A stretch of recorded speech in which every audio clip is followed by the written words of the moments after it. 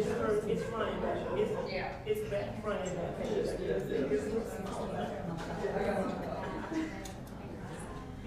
it's front and back.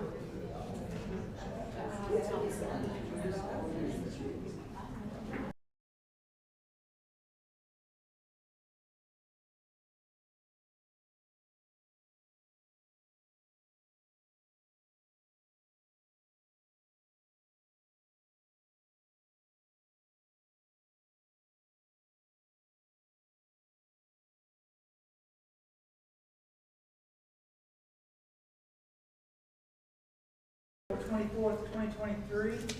This is a meeting basically for a workshop, budget workshop for Cherokee County School Trustees. This time let's stand for a pledge.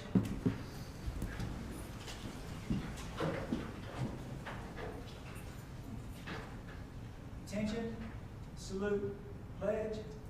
I pledge allegiance to the flag of the United States of America and to the republic for which it stands, one nation, under God, indivisible, with liberty and justice for all. You may be seated.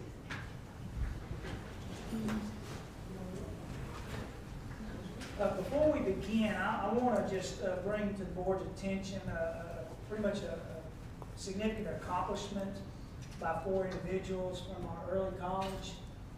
4 individuals, John Duarte, Kinsley Parker, Brianna Russell, Alan Morkland, 2 from Gaffney High, 2 from Blacksburg High. The early college program started 3 years ago. Now normally it would take 4 years to be able to do this, but these 4 students have persevered for the past 3 years, even took summer classes so that they could actually graduate with an associate's of science degree. So they did in 3 years what would normally be 4 years. Just want to bring that to the board's attention. I know on Tuesday, May 2nd from 8:30 to 12 o'clock, there'll be a drop-in at the Paris building at Spartanburg Community College for those who want to go over there and congratulate these students. I know 2 of them are going to Clemson, one's going to Western Carolina, and the other one's going to pursue nursing. So just a big accomplishment. But I encourage everybody in here to drop in and congratulate them. I hope that their leaders at their prospective schools will drop in to congratulate them because that is a big accomplishment in just 3 years. The time will be 8:30 to 12 o'clock at the Paris building on campus, Cherokee campus of SCC. I felt that this is important enough just to mention and bring their names, but I think they've done a lot in that 3 years.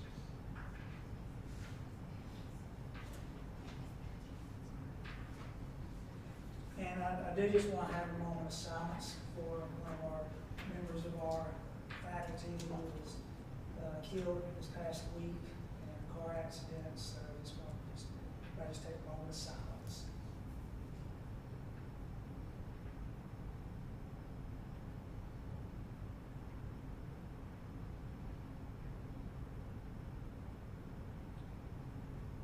Thank you. Next item on the agenda is the approval of the board agenda. Do I have a motion for the approval of the board agenda? I make a motion to approve the board agenda. I have a motion. Do we have a second? Second. Second. Any discussion? All in favor, show of hands. That is unanimous. Next item is budget workshop, general fund capital projects. Board approval is needed. Paul, I'll turn it over to you. Leadership. For those of you that are new, this is a workshop, so the setting is a little bit different, the environment's a little bit different. It's an opportunity, the board policy dictates that I create the budget. This is your all's opportunity to give input so that when we go back and try to finalize for the first reading, we have a lot of what you all suggest and want in there so that we don't have to have 15 meetings, because we have to have a budget in place by June 30th by law. If we don't, then we have to do a continuing resolution and carry the same budget. Also, in that time from first and second reading, there is a window that we have to put it out for advertising, and it has to be out so many days. So we don't have a whole lot of time, so that's the point of this, is so that we can hear your feedback and get hopefully what y'all want, incorporated. So I'll turn it over to Ms. Morgan. She's gonna go through some of the things, and then, if you have questions along the way, feel free. Like I said, it's a little bit different setting, it's a workshop. Good evening. Good evening. Go through a few slides and give you a little bit of an overview, particularly for those of you that this is the first time that you've actually been through a board workshop. Overview of the budget process. I start this process in January, create the budget calendar, which is presented to you at the January board meeting. And I send out packets to all principals and all department directors, giving them their current budget and a format to create their requested budget for the next year. During February, I meet along with the cabinet, individual meetings with every principal and director to review their budget packet, to get any staffing requests. They also get a listing of their current staff to go through and look at to make sure they're in the right positions, being paid out of the right fund, that type of thing, and go through all of their requests to include even their capital requests. Then I create an account level budget information, taking each of the packets from all of the schools and the departments and put it into an import template that I've created about 3 years ago to pull it into the Infinite Vision budget system. I create that in a provisional database, so that'd be like a testing database so that I can update it as needed. FTE data is then updated and loaded into a payroll pro forma that's also fed into that provisional database. And all capital budget requests are compiled into a listing for review. Dr. Fowler and I generally meet, and he goes through and we update that listing, and that's the listing that you have tonight that we'll go through in just a little bit. Some major factors that affected the budget this year. Our budget's driven primarily for supplies and payroll, the number of teachers and everything, by our enrollment. Our enrollment this year is 7,920 students. Our enrollment last year on the 130-day report, 135-day report, was 7,800. So we've seen an increase of 120 students so far this year. That affects, obviously, the budget because you have to budget for those additional students. Another factor is the state's new funding formula, as well as the South Carolina Department of Education has rolled up multiple lines of funding, where previously we had funding, fund numbers and revenue numbers given to us for various things, and they've rolled those up. This is the second year they've rolled up. This year they've incorporated about 4 to 5 more lines. So basically I'm getting almost 2 lines of funding. Then that would also account for, I'll go ahead and tell you, the increase in going from an $83 million budget to the 88 that's projected, because everything that was rolled up, we had to move the expenses along with it. But so when they rolled up the lines of funding, it's all in just a couple of numbers that they said. Another factor that affected the budget is the cost for retirement has increased. It's approved to increase 1%. Cost for PIVA health insurance has been approved to increase 3.7% on the employer cost. And we've gone ahead and been proactive and put in an estimate for the Parental Leave Act that goes back to the Senate tomorrow, which will provide 6 weeks of pay for the birth or adoption of a child. So we've included an estimate for that we'll talk about in just a little bit. We've also included coverage for the weapons detection system. There'll be a stipend for those at all middle and high schools. And you'll see a page, it's page 12 in your packet of new FTEs that have been requested. That is not included in any of the P&L numbers that you have. Okay? Any questions so far about that? Do you know how much the Parental Leave Act, I mean, do we have a rough estimate for our district? Basically, I budget to be fully staffed to say you're going to work all year. If you went out, then the cost to the district's going to be for the substitute. So I've estimated, got with HR, and on an average, we see about 50 people a year go out for maternity-related expenses.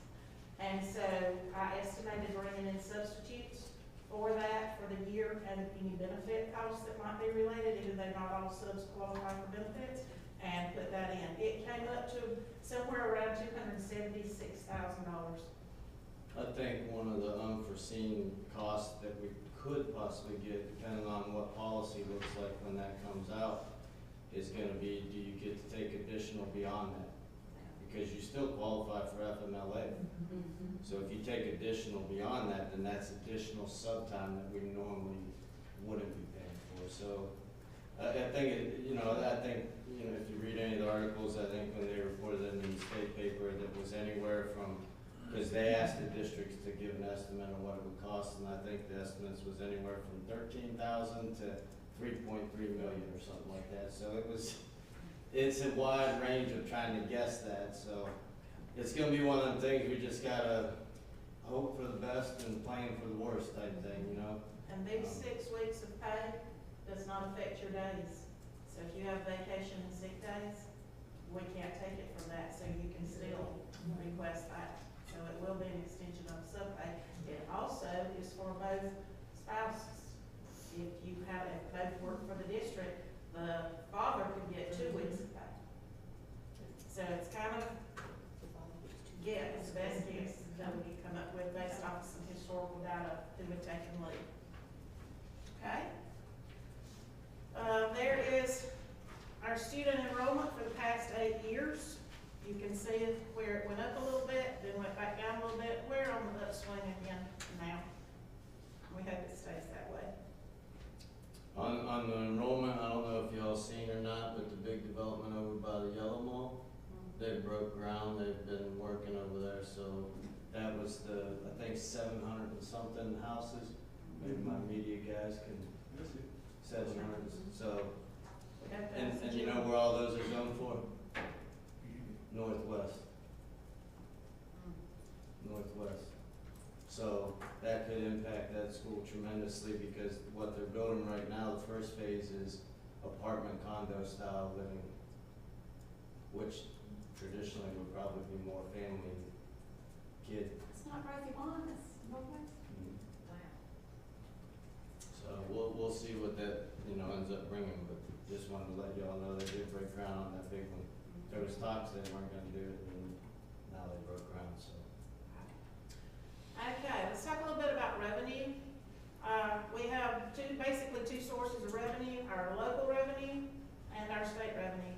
Local revenue comes from our local tax collections on vehicles, watercraft, rental property, or your non-primary dwelling residence. We do not get tax dollars off of your primary dwelling. It's driven by our millage levy. Our current millage rate is 188.3. That was the result of a recent rollback that I brought y'all the information on a few months ago. It was at 189.5. Fee and lieu tax collections from local businesses and industry. And then we have other local revenue that is donations, building rentals. Sometimes we get rebates, utility refunds, which I haven't seen any of those this year. And then sale of assets, things we post to gov deals and sell. All of that's our local revenue. Have we received much funds from the building rentals? Not a whole lot, no. And most of the time that involves basically the high school. It's about the only one that's normally rented. Occasionally, yes and no. Okay. Our state revenue consists primarily of the state aid classroom, the EIA funding through the Department of Education. Those are the two lines that I was telling you about that they have rolled up multiple lines of revenue into. State revenue reimburses only portions of bus driver and teacher salary and fringe benefits, and we'll go through what they've passed for both of those later in our numbers. State revenue includes the reimbursement based off the district's enrollment. State revenue also includes Tier 1, Tier 2, and Tier 3 property tax relief as a result of Act 388. Tier 1 and Tier 2 has remained the same every year that I've been here. Tier 3 does change, and if you notice that next bulletin, Tier 3 is projected to go up a little over $1 million this year. We got that confirmation letter about 2 weeks ago. So that's a plus for us. Any questions related to your state revenue? Okay, let's look at some numbers in total, and then we'll go through the financials that you received. Our local revenue, which is your tax dollars and your fee in lieu of, is projected to be $31,133,655. That's based off the latest information from the county treasurer's office. State revenue, and this is the only set of numbers they have released, is $52,483,957. I put a disclaimer on that because that number will change. There is still some deliberation going on. The Senate version has not come out, and from the latest update that I've gotten from my person there, the Department of Revenue and Fiscal Affairs has about $500 million that they found that has not been allocated. So that number, I think, will change. And then we have transfers in of $4,863,305. So right now, my revenue projection is $88,489,17. What is the Transfers transfers again? in is where we collect proviso money from other schools for students that we take care of. Of course, we pay out money. And then we also have transfers from, if I were to have to transfer anything from fund balance that would go in there. But we also, that's where the EIA Special Revenue Fund comes in, and indirect costs for food service and anything else for special revenue. Our indirect costs based off of the rates approved by the state, those come in as a transfer, or they're booked as a transfer according to accounting regulations.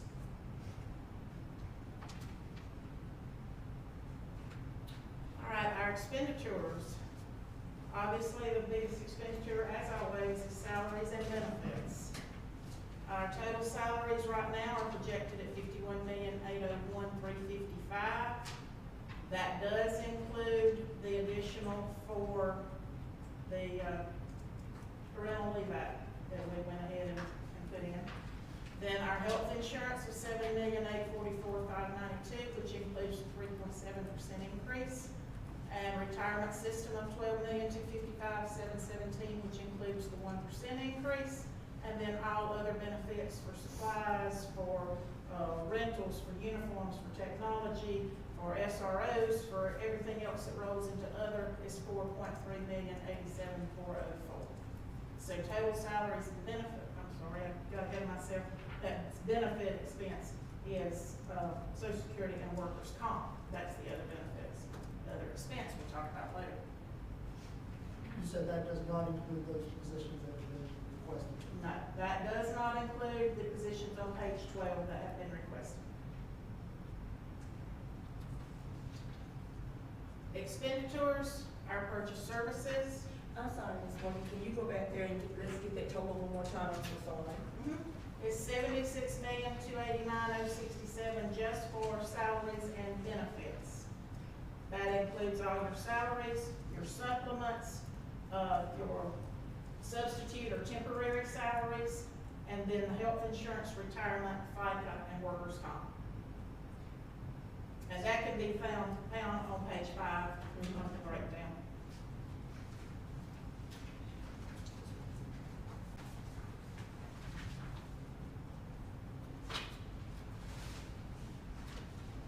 Okay, then the next section of expenditures is our purchase services, which, as I stated, was your contracted services, your instructional services, your audit, legal, all your utilities.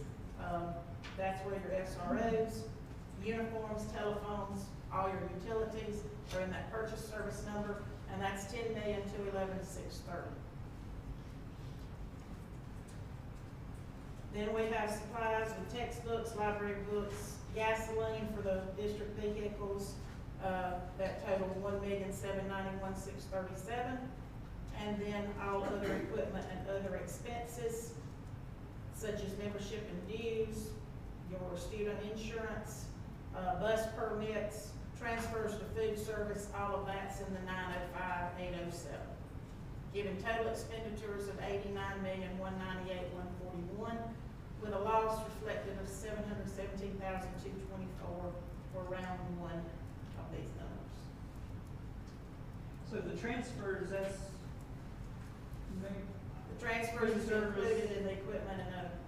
yeah, but like it's mainly food service or?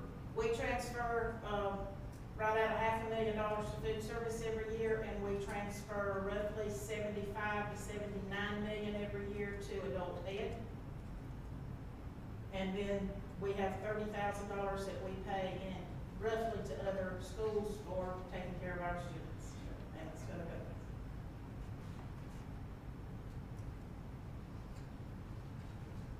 Just an FYI too, while you all are looking, Ms. Morgan, for those of you that are new, gave in the very back, a vocabulary list with some of the terms, just for those of you that are new. If you don't know, some of them might be in those terms.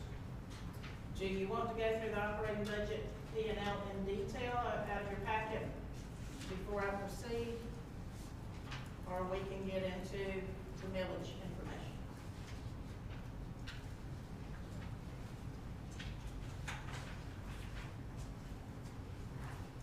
Let's just go ahead with the millage and then we'll come back. We'll go through this in detail. All right, the latest information from the treasurer's office is 1 mil equal, or the county auditor's office is 1 mil equals $140,800 in revenue to the district. Okay, so that means a 5 mil increase will give you $704,000. A 6 mil increase is going to give you $844,800. An 8 mil, you'll top $1,126,400, and then you can see on the reason that number goes to 23.5 is this has been an unprecedented year, and the information that you also have in your packet on page 9 shows you that based off of the letter from the state fiscal, revenue and fiscal affairs department, we have the largest millage cap this year possible that we've seen since I've been here. They And that's- doubled it from last year. It was 4.7% last year, it is 8.14. So you have the opportunity to raise millage 15.3% just off of this year's percentage. And then as you know, it carries forward for 3 years, and 3 years back, you're still holding on to 8.3 mils. So we can actually raise millage up to 23.5. So I ran the numbers so that you could see that. That would generate better than 3.3 million in revenue.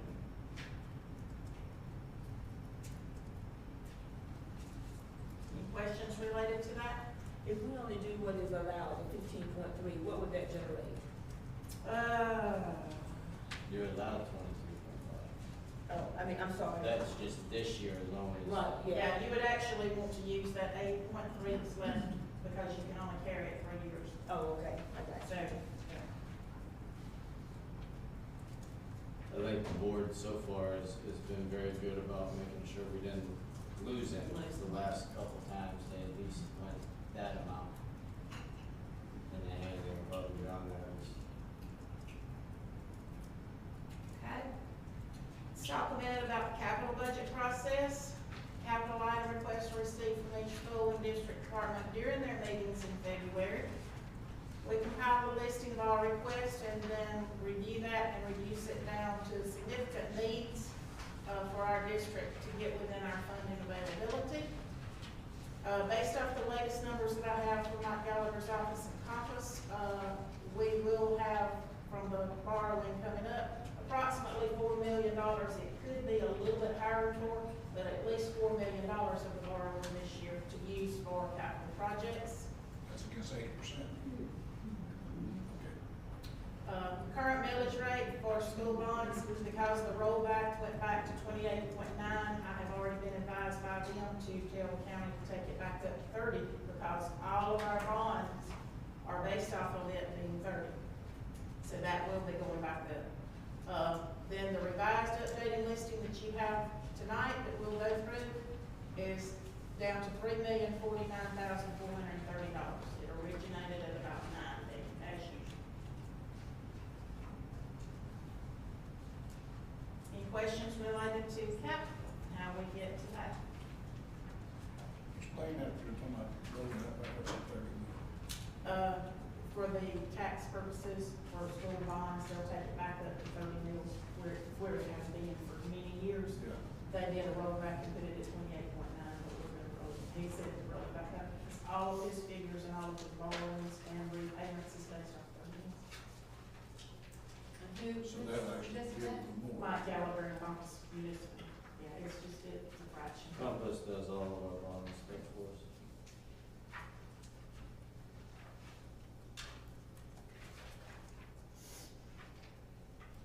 Any more questions related to anything I've gone over in summary so far? And then we'll start looking at numbers in detail.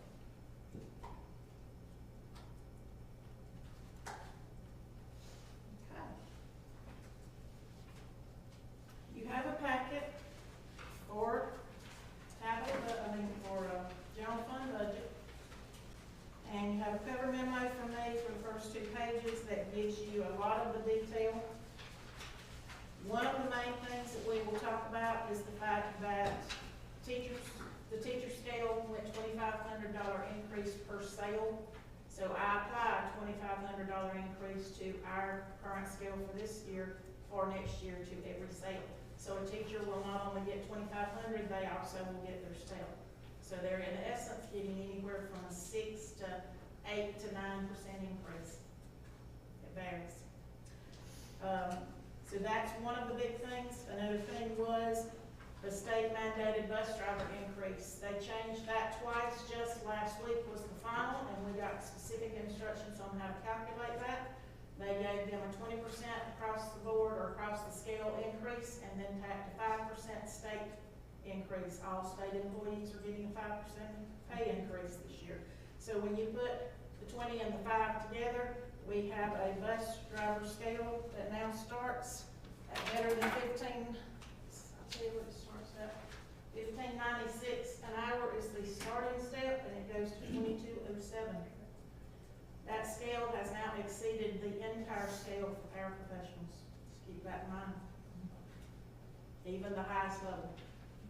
What was it this year, the starting date for this current year? This current year was $13.68, I believe, and it's going to $15.96. Can we get a copy of that, or?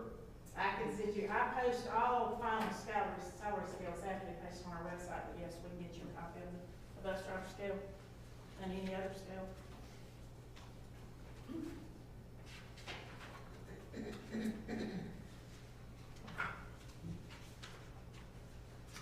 So that was some major changes in our projections. One of the other things, as I pointed out in the expenditure section, was the temporary salary increase. We put in $500,000. That is to cover the $276,000 estimated for substitutes for parental leave, and the rest is for permanent substitute staff to go to Gaffney High, Blacksburg High, and Gaffney Middle to put a permanent sub in those buildings. In addition, we put in the weapons detection stipends. That was about $34,000. And then there is increases in athletic supplements of 28.6, increase in PIBA of 3.7, and 1% in retirement. All of that's covered in the memo.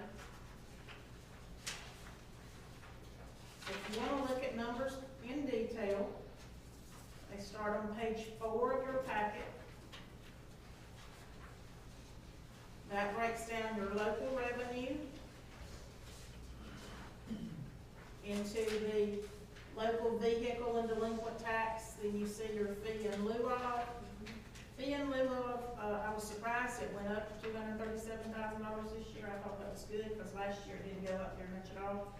And then other income, and it stays pretty well the same at about $120,000 from all those little sources.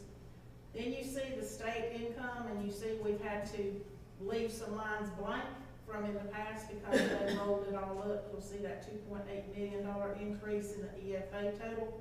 That's that state aid to classroom. Then you see the tier 1, tier 2, and tier 3 totals and other state revenue that comes in. Below that is the EIA special revenue funding. As it stands right now, I think that number will change. And then the indirect cost allocations that we have. I do not have anything in there projected to come from fund balance at the moment, and I do not have a sale of asset because we haven't sold a building or anything yet to know what to put in there. I have a question. What percentage are we receiving for the fee in lieu right now? It varies depending on the business. The past allocations stayed the past. My understanding is all new businesses will be looked at on a case-by-case basis. So it could be a 50-50, it could be a 70-30, it could be a 60-40. It's gonna be case by case, but they did not change anything that was already set with an allocation.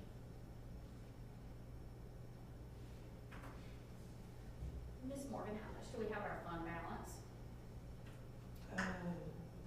Understanding that it fluctuates. It does, I'll have to pull my audit Okay. and give you that total. For some reason, 17 million comes to mind, but I'll double check that. Roundabouts. Yeah.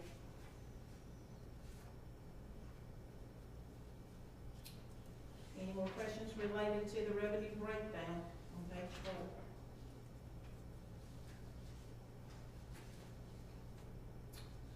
So then on page 5, you get into the expenses, and this is a detailed breakdown of that salary and benefit number that we looked at.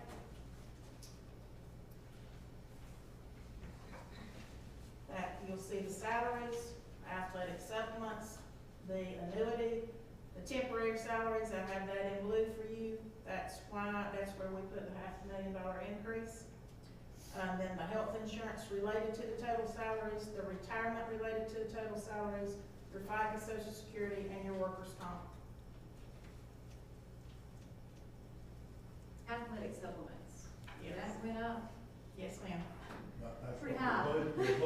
they're budgeting it up right now. That's why I said, I asked for a copy of those. Where's it at? I can give you a copy of the athletic supplements. That's why I said, I asked for the copy of the supplements, so we can see them. You had the athletic ones, I think, in the committee meeting, side by side. Yeah, Just the athletics. wasn't it? that was just Yeah, but that's athletic. what I want to see that. And we have. A list of all of them. You Pretty well want- all of Okay, I do not them. have. I a know list. there's some in there hard for you to find. I understand that. But I said, you give us pretty well enough that we can get a good idea on it. Okay, I'd like to see it just because I was not on that committee to see those, but I guess Dr. Fall, I mean, why is that such a big increase for athletics? Because it's much like all of our other positions, they've all been behind, and that was the athletic directors trying to bring it up, is my guess. So AD's recommendations of that? Yes, the athletic supplements was recommendations of Coach Long and Coach Blanton. I have copies if you want. Their No, recommendations. they're not in I just think they're not. the detail. Oh, the The detail was details. given out in the committee meeting. Just this Right, one. just the athletic budgets are in there.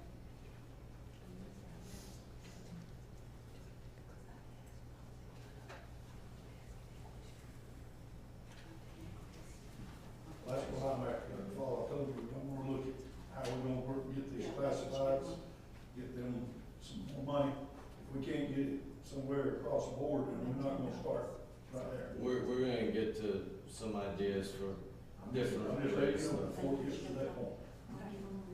That's the whole point of this, is so that we can leave out of here and we got a good picture of where y'all wanna go, and we can incorporate it into the numbers for the May meeting, so that first reading, y'all can see firsthand exactly where it's at and what it costs to do it. That's a detail, the summary's in the front, it gives you a comparison of what was requested for this year and what we're coming for next year and what is out there for this year. And I've highlighted in yellow the changes, whether it was an amount change, a person change, or the number of people change.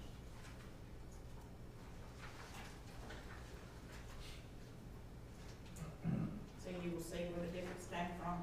That number, I don't think ties exactly to the 185, but you have to remember that there are some supplements that are on salaries that are broken out over the full 24 payrolls, and as those change, it goes into that number. And just like last year with the athletic, you know, we can shave that wherever y'all wanna shave it to, or we can go with the same numbers from this year, just like we did last year. That's why this workshop is here, so that we can talk about those kind of things and figure out what direction y'all wanna go.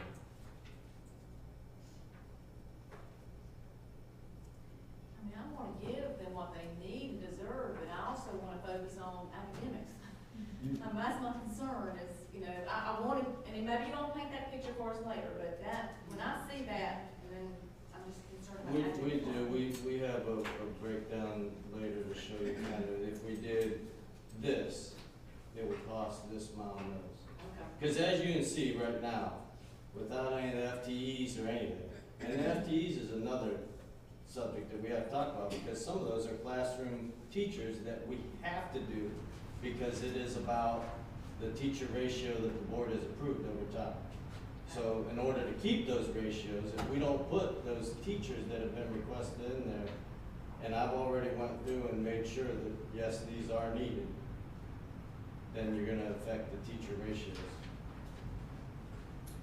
Those are just the supplements that goes straight into fund, general fund, not if they're paid out of Dickens or anything. I'm sorry, say that one time. These are just the supplements that were turned in to me for budgeting purposes into general fund. There's other There's accounts other that funding. can pay out as well. I'm willing to wait to see I just don't. what else we got first, before we start shaping. As I wanna see the big picture before we start shaping, so I suggest continue. Paul, how are we going across this right here and picking, some's getting some and some not? And how? For what, the supplement stuff? Yes. Once again, that was the AD's recommendations that they went through, and from both Blacksburg and Gaffney, they both went through and made those recommendations. I guess my question, are they trying to bring it in line with the teams we compete against, or? I think they looked at their regions Think so. and who we compete against, who we lose people to, all that, and then that's where they went and chose from. And they can be here for the May meeting, I plan on having them for the May meeting, and they can tell you more detail about that if you want. Well, I'm gonna say this, I mean, then we can go on this morning. Gaffney High got one, obviously we must not fund it because it's not listed. And I see what Blacksburg is asking for one, a director of football operations. Every time does have. Yeah, Gaffney High got one, yeah. I don't think a high school program needs a director of football operation. That's college, NFL, I get it. High school football, you usually pay an assistant an extra $800 to $1,200 to take care of washing and getting uniforms. That's basically what that position does. And I see what Blacksburg asking for $6,000 for that. I mean, that's Gaffney don't need one either, but you go ahead. Mr. Strack, where do you see that? It's on the Blacksburg High. It's in this packet. It's a package. Oh, okay, maybe I just haven't gotten there yet. Yeah. Yeah, I think it's a wasted position at both schools. What do we pay Gaffney's? We don't- it's gonna pay out of I think Dickens. Yankees is 9,000, it should be on the list. That's a Yeah, wasted see, position. the head football coach at Gaffney's got 31,000. What's that go to? Under football. And then it says Blacksburg is 0. I mean, they're, Do what? on this one, it says head coach for Gaffney is 31,150. Is that the supplement he gets paid? For the extra days that he's working, if I'm not mistaken, Part of his salary. Yeah. that's one of the ones that's 24.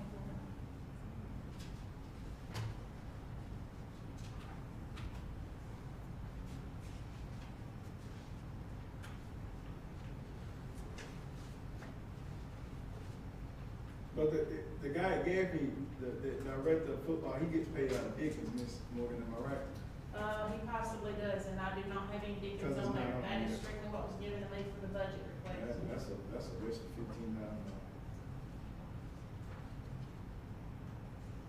Cause that ain't what the Dickens money is really for. Well, the principal is in charge of the Dickens, that is directly through Dickens, they've set it up that way. Yeah, I know, but that money wasn't made for something. They have to take it to the Dickens and they have to approve it every year, so. All right, I'm new. What's the Dickens? It is a account that was set up by Mr. Dickens. He left money for the school, and every year they get a certain amount based on the return from the investment, and they give to the school, and the principal controls it. It's not our money, I can't touch it. He has left specific instructions. Okay. And they have to meet every December, I think it's December or November, they meet with them. The principal meets with the Dickens family, Okay. and they go through their list of requests, so to speak. And then they say yay, nay, and Yeah.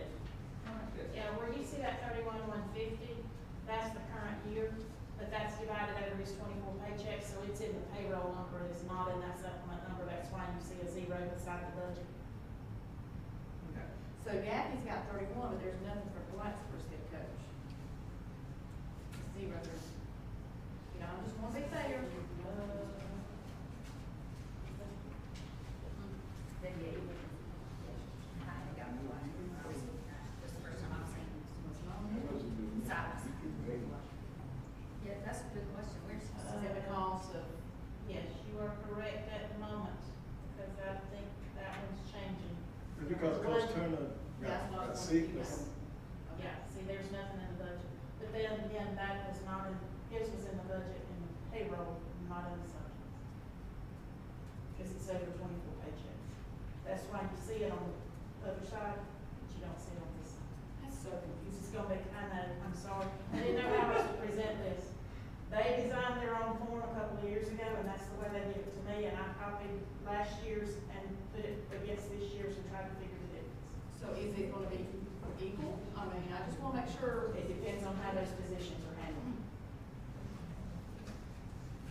traditionally, a 2A school is not equal. I know that, but I mean, 31.5 compared to zero, I just wanna make sure. Well, it's not zero this year. On the Look other at side, this it's year's. 15,678. He has one this year, but that's changing because the people themselves are changing. And it's in payroll, not in these supplement numbers. You'll see the budget column is zero. But we will budget for that though, right, this morning? It's in the salary already. Anything that came through, that goes through 24 payrolls as a supplement is in the salary line. How much is budgeted in the salary for that position? The 15, whatever for this year. 15,678. And it depends on, you know, who ends up in that position for next year. But So I'm just confused, I guess you could say, but like the supplement amount for, even for both schools, for the assistants, like one of them's 51,169. So is that, are they teachers, or are they like, just, that's what we're paying them and that's all they do? And it or- depends on the number of people. I'm sure last So that would be, assistants- that's just not one person? No, just the number of Okay. positions. Yeah, look under the number of positions. Oh, I got, Column to the oh, left. yeah, okay, The column to the alright. left. It takes a second to Yeah. get that around. Why are we cutting two on sub, I guess JV and varsity? For which, Football, yeah.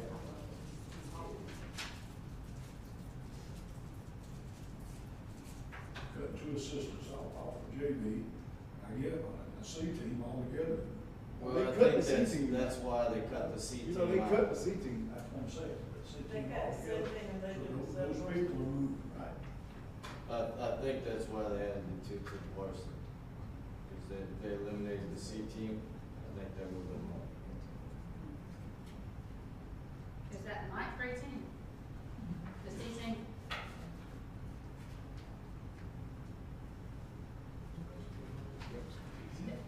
Do we ever have plans to bring that back, Dr. Paul, or would that, is that gonna be eliminated from now on? Usually that's a head coach decision, and they didn't feel that they had enough numbers and kids to be able to do it.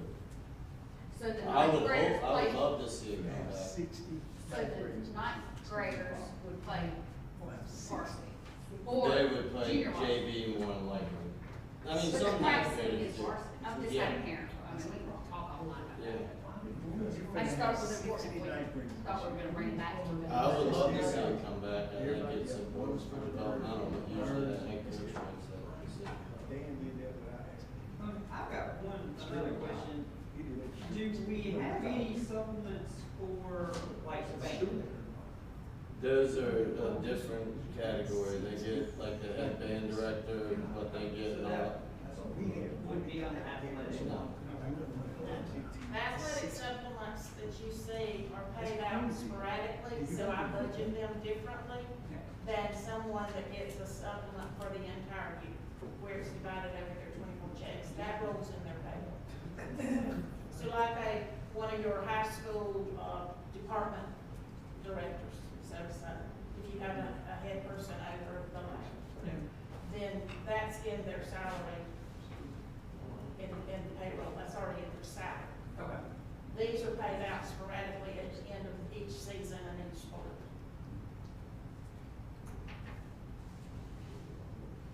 Any other questions related to the salaries and benefits? I'm having a hard time understanding how it can go up $200,000 on the budget, and you cut a program totally out too. To start with, and it jumps $200,000. I mean, that's really, I mean, Mr. Srat talking about how many students, I mean, it's putting so many players back out there on the field that doesn't get playing time. I mean, why did we cut? Once again, the head coach made that decision. I think a head coach, if you call him and go out there and go for a test. I'm just saying he's not wanting to do something.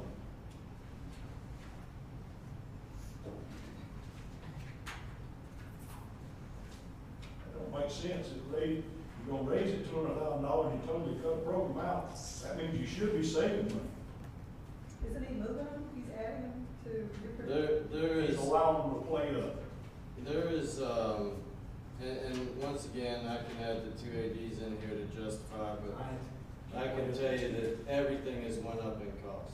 And I'm assuming part of their calculations is with cost increase of things as well. I get what you're saying. I don't disagree. Like I told Ms. Shadford a minute ago, I would love to see the C team come back. I think it's a great opportunity for those young kids to develop and continue to grow. I always tell the coaches in general, no matter what sport it is, if you're keeping a kid, they need to see playing time. If they put their blood, sweat, and tears in for you, they need to see that court. And we have a big problem in middle school with that not happening, because we worry too much about win-losses instead of developing young men and women. I'm just saying that the C team was when you bringing these two up outside middle schools together. Now they're starting to learn to play together. Right. Then they're moving on up. I mean, that's, But just like I told Mr. Blackwood, it's gonna be a problem this year because Gaffney Miller, we had almost 50 kids. When we would go to away games, every seat had 2 kids in the seat. Every seat. That's how many 8th graders Gaffney Miller had, and you ain't got about 15. So you're looking at about 50 and 15, that's 65 kids. That's gonna be just in the 9th grade. You got plenty of kids to field the team. And when it was done without the leadership knowing. I know that for a fact. he doesn't, Bryce, I don't think he should have the authority to cut that team. I agree with Billy. I think they should be on the athletic director and the superintendent. Well, there's plenty of interest, that's for sure. I mean, I've just had a couple, I know. Well, you all tell me you want me to take care of that, and I will make sure we got a C team next Well, it year. seems like we should. From my understanding as a parent, My competition guy. we were advised that they didn't have enough teams for them to play games. That's what we were advised.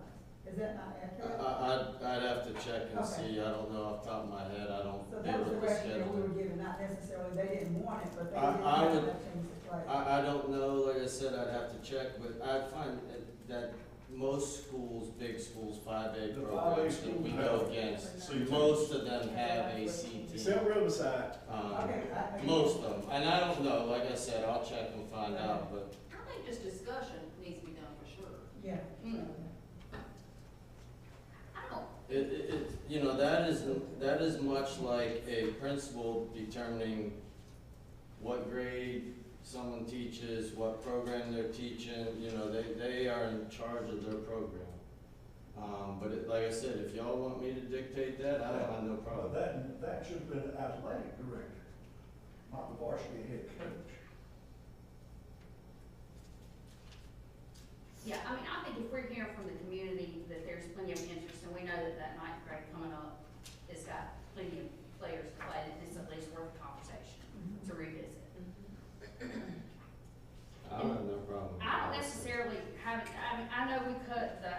supplements last year. These, I mean, they seem to be pretty nominal. I would just like to understand a better justification for the increases. If it's to get more in line with other schools that are our size and counties that are like ours, then I'm completely okay with that. I know that these, most coaches, not all of them, spend plenty of time with these kids. They go above and beyond to make sure that they have the tools that they need to go out on the field, you know, or to the court or whatever they have. I don't really have a problem. The question I have, I guess, was pertaining to the $200,000 increase that, I guess $290,000 increase of expenditures on the athletic side, just in general.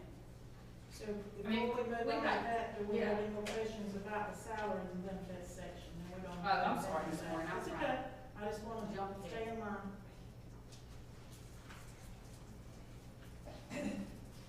So then we're gonna move on into the other non-salary expenditure, and I'm gonna hit on some of the highlights. Your instructional services went up, that covers your foreign language, your foreign teachers and your virtual teachers and the contracted staff that we've had to bring in. Ms. Morgan, That's I'm it. sorry, on that line item, is that number going up or down?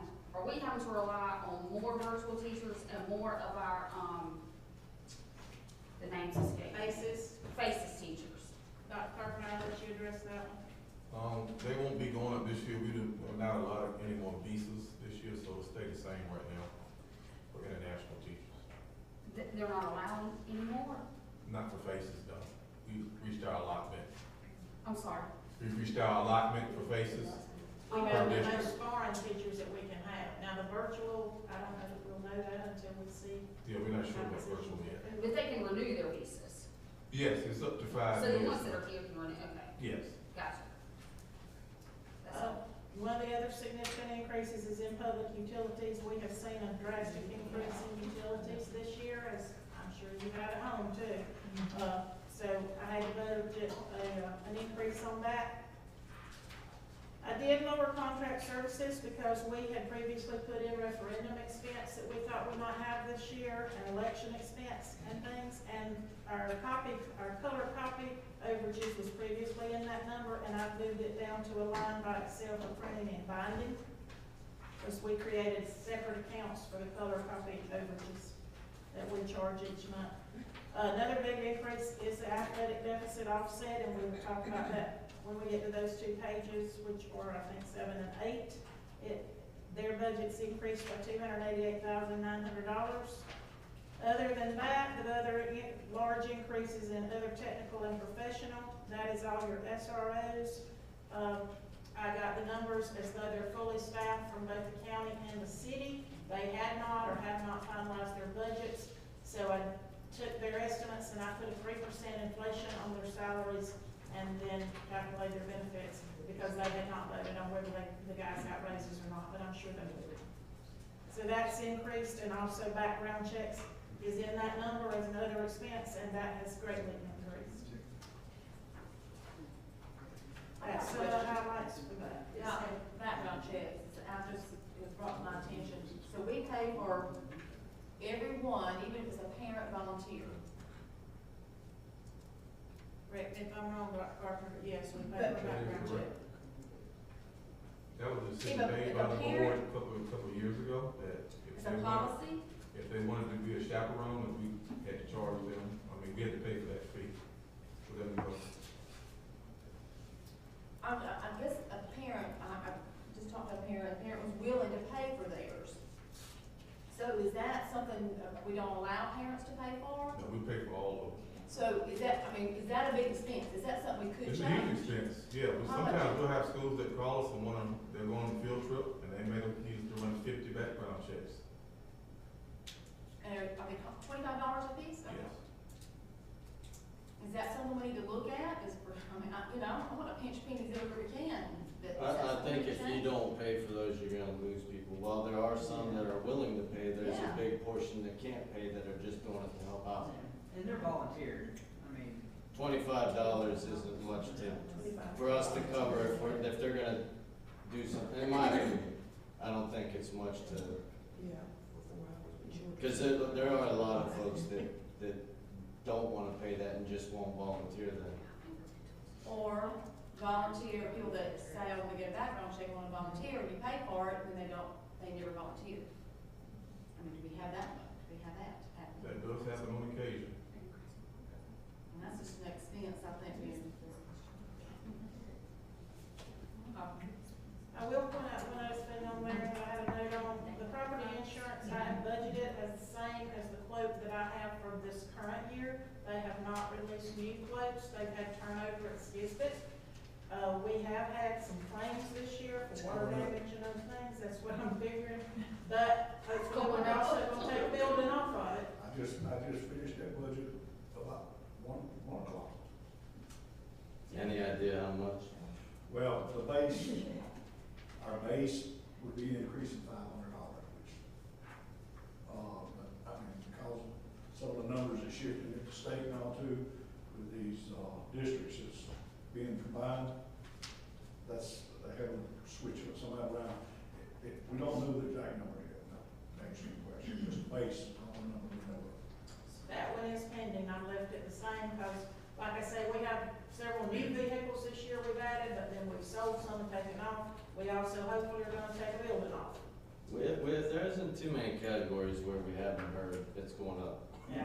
All of our software folks, all of our, you name it, everybody has called and said, look, I know you're locked into this, but it's going up. So. We open invoices each week, there's usually a second cover behind it that's telling us their rates are going up. Our document storage system where we scan all of our documents is going up. Our utilities are going up. So he's right, just about everything out there is sending us a notice that they're going up. So. Any questions related to that? And do you want to, Ms. Shackelford, since we covered that category, do you want to look at pages 7 and 8? Yes.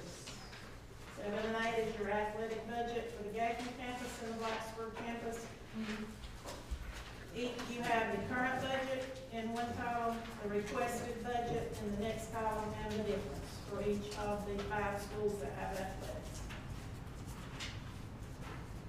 I mean, my main question was, I know we were shooting from the hip that first year, we didn't really know, what expenses would look like. We knew what revenue, had their idea about revenues. But for 21-22, the expenses for Gaffney and Blacksburg were $494,500. And this year they're projected to be $894,900. That's an increase of 80% over 2 years. So I guess I'm just wondering, most of these line items seem to go up substantially? Well, remember when Coach Scriven left out of here, he budgeted to increase everything, but we decided not to do nothing with any of it and kept it where it was. Right. So that's 2 years of keeping it where it was off of a budget that we were guesstimating on a lot of it to begin with. So I guess for coaches apparel, for instance, we're at 20,000. Do we really need to double that? I mean, is there a need to double that line item? I mean, if they really need $40,000 in coaches apparel, I'm willing to listen. I know that both of the ADs took these numbers based off of what they've seen spent recently and inflation cost. Because the cost of all the gear, whether it's student, adult, whatever, all of it has went up in cost. So I don't know, I don't know if that's double or not, but like I said, we can definitely add the 2 ADs in here to discuss that some more. Yeah, I'd like to understand if it's a need or if it's a want. That's what I'd like to understand, especially when it comes to coaches apparel. I don't necessarily have a problem paying for student player apparel, but I mean, it seems like to me if we're willing to go on the stipend side for the increases, we could at least, I don't know, keep coaches apparel at 20,000. Be good to do. In this, If you look at a lot of them, they're starting off with at least double. What would the athletic director fund, what would that? Director fund on both of them. I'm trying to figure out how athletic trainer supply. The director fund on both of them. This isn't, I put it on the, and I eliminated it.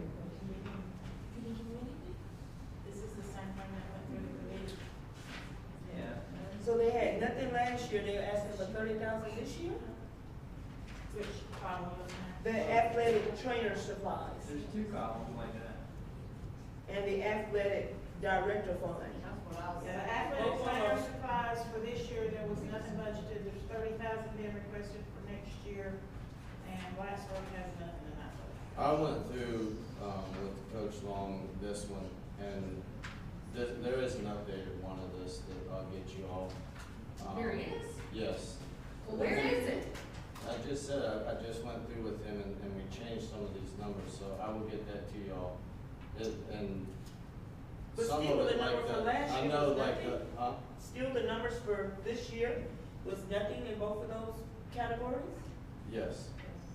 The reason the trainer supply wasn't in there is because we just got one hired last year and it wasn't in the previous one. We carried the same budget because we were going off of the hospital. Remember, we had the Right. hospital trainer? Yeah, They I supplied, saw that on the. they supplied all the tape and everything when we Right. had the hospital trainer. When we got our own, which is what the board approved, when we got our own, we had to pay for the supplies then. But now, we still have the hospital trainer under contract, right? Because I saw that on For, something for previous. right now, she's gonna switch over to, if y'all remember, you approved 2 at Gaffney and 1 at Blacksburg. Right, Right. She's gonna switch over and be a full-time employee with us. that's good news. Okay. Yeah, that's great news, cause then she's with us all the time, and they can't pull or nothing, and she'll be with us. But when we do that, we have to then pay for all the tape, the wraps, all those kinds of things. Okay. So that's why that was 0 before, and remember, once again, that was carried over. Okay, and So what about the we never- director fund? That's The- also 0. The director fund, that is to allow any miscellaneous contingency, whatever you wanna call it. If something pops up, it gives them a fund to be able to, instead of having to, look elsewhere for Such it. as, Yeah, we have a other. I know, that's why I said this, the other is eliminated. The other is gone now. That's why I said it's not, this isn't 100%, so just bear with me on that. I'll so we're send it out taking to that you all, 'cause it is 35,000 different. off at the bottom? Yes. Okay. Yes. And Blacksburg and, Gaffney they both had a fund for that athletic program. I'm gonna use this as. And both of them, I took the other off. If we took the other off, did the amount change? Did it go to 60? No, it didn't. I don't remember the exact amounts off the top of my head, but the other is off, and both of them, Blacksburg and Gaffney, have, and they use that for various things. Like what? I'm just curious. Like, Food, if golf team makes the state playoffs, we gotta pay for a hotel that was unexpected, just anything that comes up, something breaks, one of the machines breaks or something that we didn't have in capital, just anything like that. If we need to get this scoreboard serviced and we didn't have money for it, they could use that money for that, just anything that could come up that doesn't go in their pocket. So with the revisions that Dr. Fowler's referencing, I will change that deficit number once I get those, and that leaves for the next. Okay. so all that's gonna change a little bit. Yeah, it will a little bit. Okay, so Dr. Fowler, just so I can say I understood correctly, the other is coming off, Correct. and you're gonna use the director fund instead, Yes. right? That's taking the place of other. Yes. So we can take this we can deduct this 35,000 out. Wait until I give you the new one, because Okay. a few of the numbers we adjusted and changed. But So then we just have a maintain. travel and conferences on each one, so is that gonna change if that money, just say, No, that is planned conferences that they have to go to, like they have region meetings monthly that they gotta pay for someone to go there. They have, coaches clinics, things like that are planned. What I'm talking about is something that wasn't planned, like the golf team making state or whatever, whatever team. yeah, That wasn't planned, so, but you still have to pay for hotel and things like that, especially golf, they're probably the biggest ones that happens to on a regular basis. Ms. Morgan, in the past, with these budgets for your athletics or anything, as the end of the year comes close to fiscal year ending, do the people who are in responsible for these budgets, do they feel that they gotta come in here and go ahead and spend the money that's left so that they can say, okay, we spent that money, we'll need that next year? I'm just asking, what kind of stewards are we with the public's money? They got 40,000, they only spent 20,000. They feel they gotta spend 20 more thousand, so that next year they ask for that again. Do you see that happening? I do not see that happening in the school buildings or anything. No. What about in the numbers? Are they maxed out at the end of the year? Not always, no, it depends. It depends on how well they manage their supplies, it depends on their staff, and everything is all driven by multiple activities during that year. They might get a grant that offsets something, it varies. It totally does. So, Ms. Morgan, would athletics necessarily follow procurement to make purchases? Do they follow the same policies as all the other departments? They are supposed to all follow procurement, all pupil activity accounts, every department is supposed to follow procurement process, yes. That was put in place when Dr. Paul came here. And the athletics, I actually sign off ever since Scriven left, because we had a window there. I sign off on Right. all the athletic purchase orders, and just so that I can say, hey, yes, I looked at it, I know what they're buying is legitimate. Yeah, because I remember when Coach Scriven came before us, 2 years ago, and presented his budget to us, which was actually portioned out by sports, which I really liked, because I felt like even the non-revenue generating sports had a piece Well, of it. and they'll do that again for you in the May meeting. They will? Yeah, they'll come and they'll show exactly where that's going, because we changed that a little bit. Instead of all the categories we had, we're gonna have 3 accounts. The sport, so let's just use football for example. Right. You have your football account for X amount of dollars, your fundraising account, so that anything that you fundraise, you gotta keep that separate, because if you give money for your child for hair bows, you expect hair bows to be bought. Mm-hmm. And then the other one was a fall billing, because now with everything being out so far, we got stuff that we gotta order that's in a different budget year. So they have to fall bill it, so to speak. All right. Like a lot of the football stuff, they had to order in December, and it won't come in until late July, early August.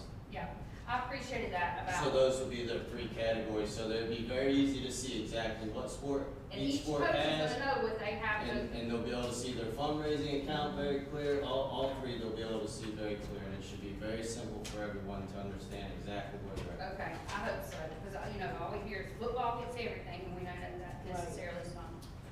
Dr. Paul, what is contract services crowd management? What falls into that category? That's, what's the name? No, it's not ShowPro anymore, we changed it, is it still ShowPro? I thought we changed to the other one. It's for the games that do the wanding and different things like that. We only get so many SROs, they don't do a lot of that kind of stuff. Okay, yeah, okay. I was just trying, that's what I was thinking, it fell into, your security expense, but no. Yeah, that's no, something that'd totally be different. more. I think travel management is the company. Is that the new name of it? ShowPro was the one, so she's saying crowd management is the name of the new one. I knew ShowPro was the name. Okay. They actually, I think, went out of business, I think, ShowPro. So for the first reading in May, you will get revised pages 7 and 8, once Dr. Paul gets me those changes, which will also change the number in the general. I'll email those to you guys so that you have them, probably tomorrow or the next day. How much were you able to save, do you think, Dr.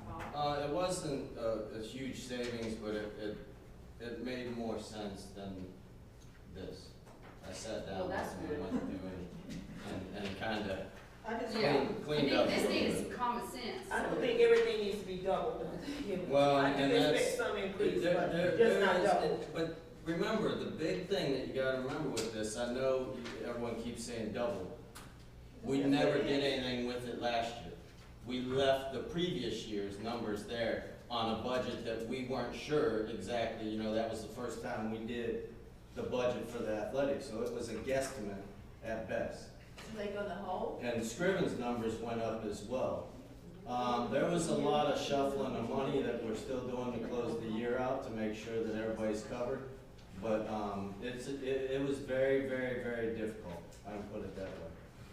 I did they fare last year, Ms. Norton? I'm sorry, How did athletics fare for last year, like Gaffney High School? I'd have to look up exactly the school itself, but Gaffney sports fares, in general is budgeted to be a negative. and Gaffney fares a little bit better because Yeah. of the Dickens account. They have a little cushion that they can play with that Blacksburg doesn't have. And they also fared better last year because they won the state championship and they had all Right, the they had a lot more playoff games and T-shirt things sales like and that. all of that came in last year. Now, I'm just curious, like, so how much, like, roughly at the end of the year, in the past, have been sports and athletic budget been over?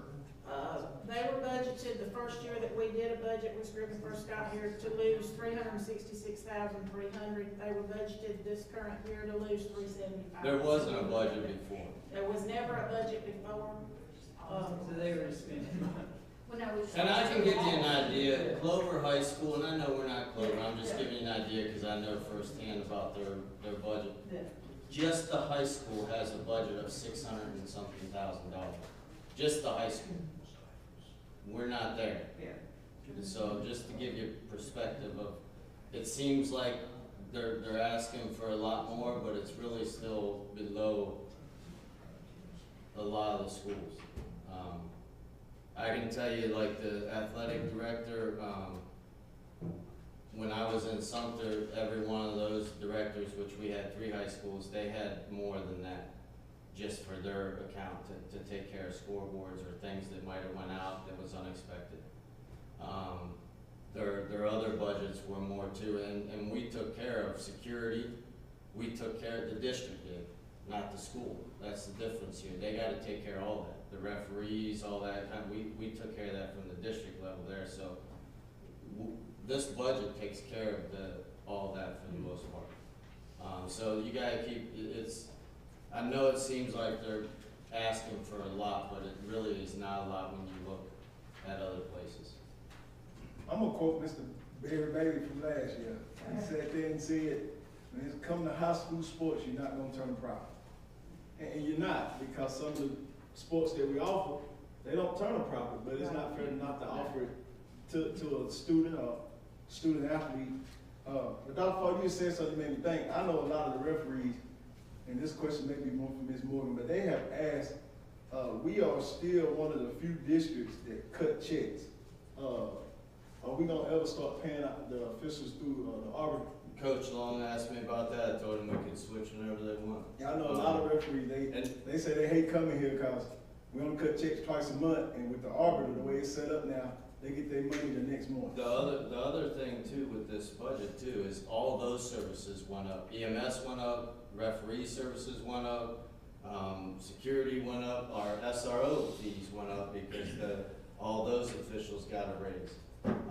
So everything's going Yeah, up. the referees got a raise, I don't know what I else to seen say. that. Yeah, refs went up, everything is. But I mean, we ain't gonna make a profit. Honestly, football makes profit because of the crowd, but like golf's not gonna make a profit. But our golf team, they do it. Soccer's not gonna make a profit. Basketball doesn't even make a profit, to be honest. But I'm gonna be real. Baseball and softball didn't start making a profit to Scriven guy. Yeah, when we started doing tickets. Yeah, before then they wouldn't turn it. Ms. Williams, to answer your question, Ms. Williams, to answer your question about the pass loss, if you look in the first column, the deficit offset from last year was $258,005. That's straight out of the number. That's why I have one last question. Because I know it keeps saying everything is going up, and I do understand that. But it's not, it seems like it's not going up at Glassboro High. You know, security is still the same, they're still asking the same for security, they're still asking the same. Forget these sheets for a For, minute. okay, Just these sheets. Wait till I send you the new ones. Okay, we're just gonna hold on to it, okay. All right. Blacksburg is, I mean, I'm just looking. Blacksburg's in a unique situation right now, so I'll just leave it at that.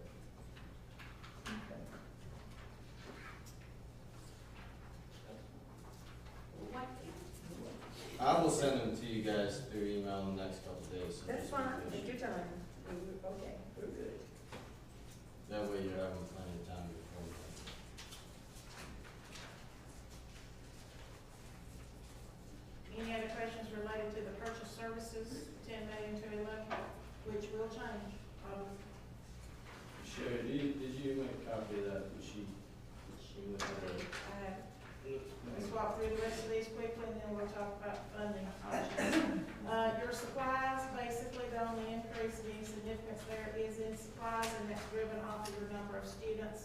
as we talked about before. And then below, your equipment transfers and other, and the only significance there is your pupil activities went up because of busing. Bus permits, washing, repairs, oil, tires, batteries, all of that went up some.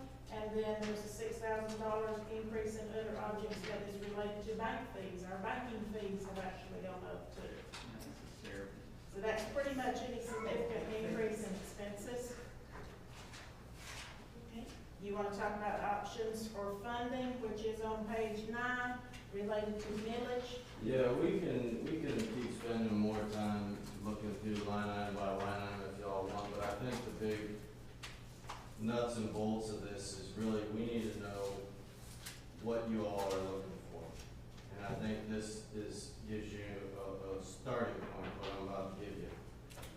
What we did is I asked Sherry to run a few different things for us. We took every single scale that we have, looked at how, because we know everything's behind in pay. We've talked about it since I've been here, and I know talking to some of the folks that's been on the board even longer, they've talked about it before I've been here. So I really feel like if we're gonna ask people for money, we need to show them exactly what it's tied to. And by money, I mean the millage. I agree with that, yes. By money, I mean the millage. So that's what we did. We tried to, and as y'all, it don't matter what pay scale you look at, what category, whatever, they're all behind it. We know that, we've established that, I think everybody agrees on that. So, take a look at this for a second, digest while I'm talking, but basically, on this sheet, we tried to do, all the hourly folks, we increased every cell by $1. And this, once again, this isn't, we're not saying this is what's happening. I wanted to give you all a starting point so that you would see, if we did these things, how that would impact us, what kind of millage we're talking about, those kind of things. So, did I get you? So these proposals are not reflected in any of this. None of this is, and as well as the FTEs, don't forget that, we still have the FTEs that are not in this budget.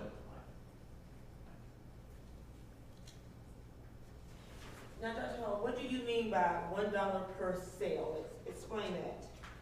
If you look at, So- go ahead. Do they have a copy of those in their packet? No, they do not have all of The the different size. scales, so let's say you're a 15-year on whatever scale. We put $1 additional wherever you're at. So if you're, I'm just gonna say $10 for instance, Right. you move to 11. Okay. If she's at $9 at 8 years, she moves to $10. So everybody's getting Every single $44 person. a week. Everyone is getting Everybody's $1. getting Every $44 cell. a week. This group, yes, every Okay, cell. okay. When you say cell, you're talking about like an Excel spreadsheet on top Right. for any- Yes. Everybody's getting Well, $44. that's- They yeah, That's like this. got 17 cents. Yes. So that's Oh, all yeah. it is. So like this is the cells that I'm talking about. Correct. So we just wanna make it clear, because last year there was a That's why I little put- confusion. that's So why I it put is on there. $1 Per raise per sale. And no, No matter where wait, you are. Don't go tell anybody that I because didn't say that. I'm telling you, I'm I gonna did tell that, everyone. I did that for a starting point for you Right, all. You right. might say you wanna do $2, I don't Okay, know. okay, but at least one. I just wanted you to see what Gotcha. $1 per cell Okay. for every one of these sheets would do. Got you. I understand that, but I just wanna make sure the $1 is clear this year. Right. Because last year was not clear. No, they got you. They got 20 cents. I just wanna make sure. What about substitutes? Alright, substitutes, that's in, And that's in there. that's in there, we're Okay. gonna wrap that up and move them. Basically for the substitutes, what I propose, and once again, this is just my suggestion, but what I propose for the substitutes is we pay them at the first rate. Forget about trying to bump it X amount of percent or dollar or anything else. So in other words, if Billy comes in and subs for me, Right, I'm a 15-year custodian. If he comes in and subs for me, his pay is at the 0 scale for custodian.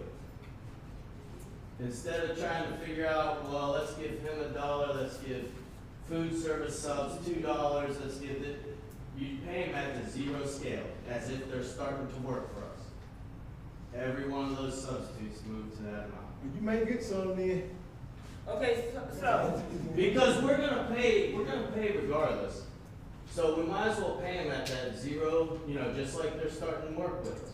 Because they're coming in and doing that job, so why would we not pay them at that rate? I agree with you, cause right there, I think it's still $750.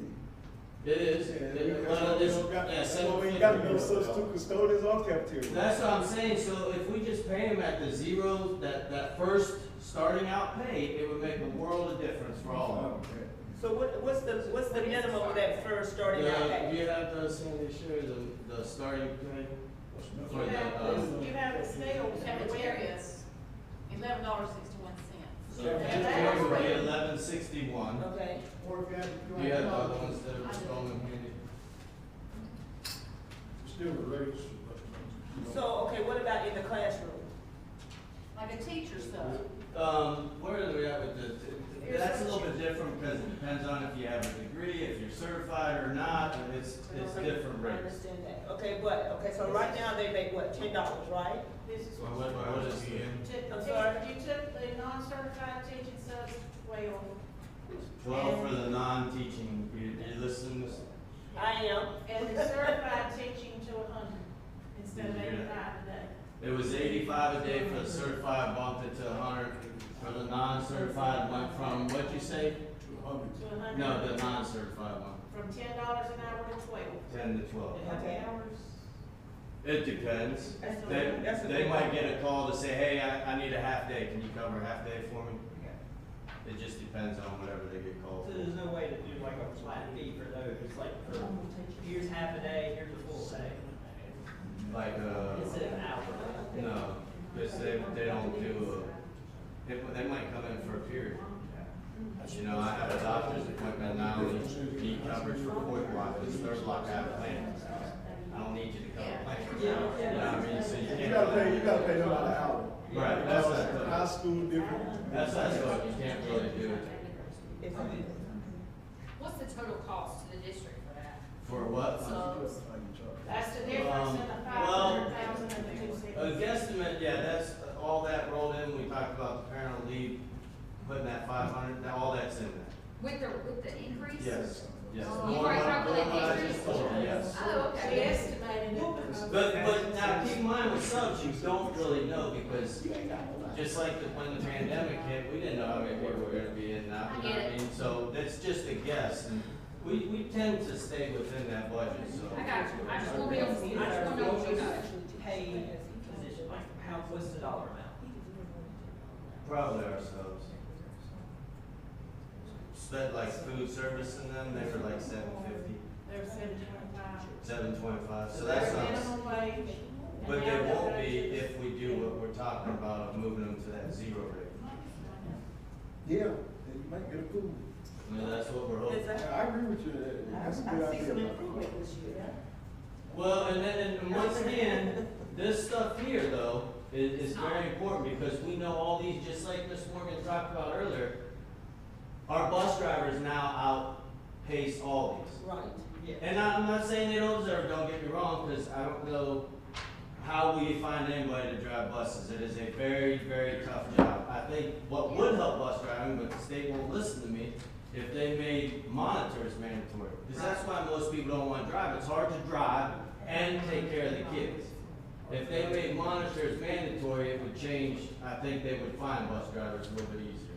No, what's But the when you're likelihood, responsible for all those kids' lives and them fighting in the back, it's an issue. what's the likelihood of we losing some of these people and say, hey, I'm gonna go drive the bus, because I'm gonna get paid more? I get CDL first. It's, if they did that, if there are people, great. We'll work it out with you and we'll make sure that you can get from that job to that job. It won't hurt us, it will help us if they do. And hopefully some of ours do. When I did, she got 60-something jeans around the bus. So we did have a discussion of that at one time. She's doing homework. That guy's getting Any new TAs coming into the district to be required to be bus drivers? We talked about that at one time, 'cause we didn't do that. We've talked about the TAs, we've talked about the coaches, we've talked about, One time, I said, we've talked about different groups several times. The difficult part is we can't even get them to come without having the requirement. I mean, we've had custodial vacancies for 2 years over at the high school. I mean, there are, we just can't find people. Hopefully this will change that. But if we put another requirement of now you got to drive a bus, I don't think I want to do that anymore. You know, so that's why every time that comes up as a discussion, it ends up. Cleveland County requires that, they require it. Some places do, but they may not have the difficulty that we have with getting people either. I don't know what they pay and all that, but that's why it's not really happening. Because it's been talked to you before I was here, you know, I know for years. And it's a different group that comes around, it's this group or that group, custodians, food services, coaches, you name it, it's kind of, we can't even get them without. Did you say something? So I see this millage needed for this increase in salaries. So is it an option to say, hey, I mean, because like I said, you did all this, if we increase the millage, can we say it strictly goes for salaries? That's why I put it here, so that when someone says, why'd you raise millage, you can say, it took 0.21 to raise 10-month custodians $1 in every cell. But we can assure that. If you do this, and once again, this is food for thought for you all, so that when we leave out here, you can say, yep, and let's say you love this. You love this, okay, now we can go run real numbers off of this and figure out exactly where we're at. So that's the reason why I did it that way.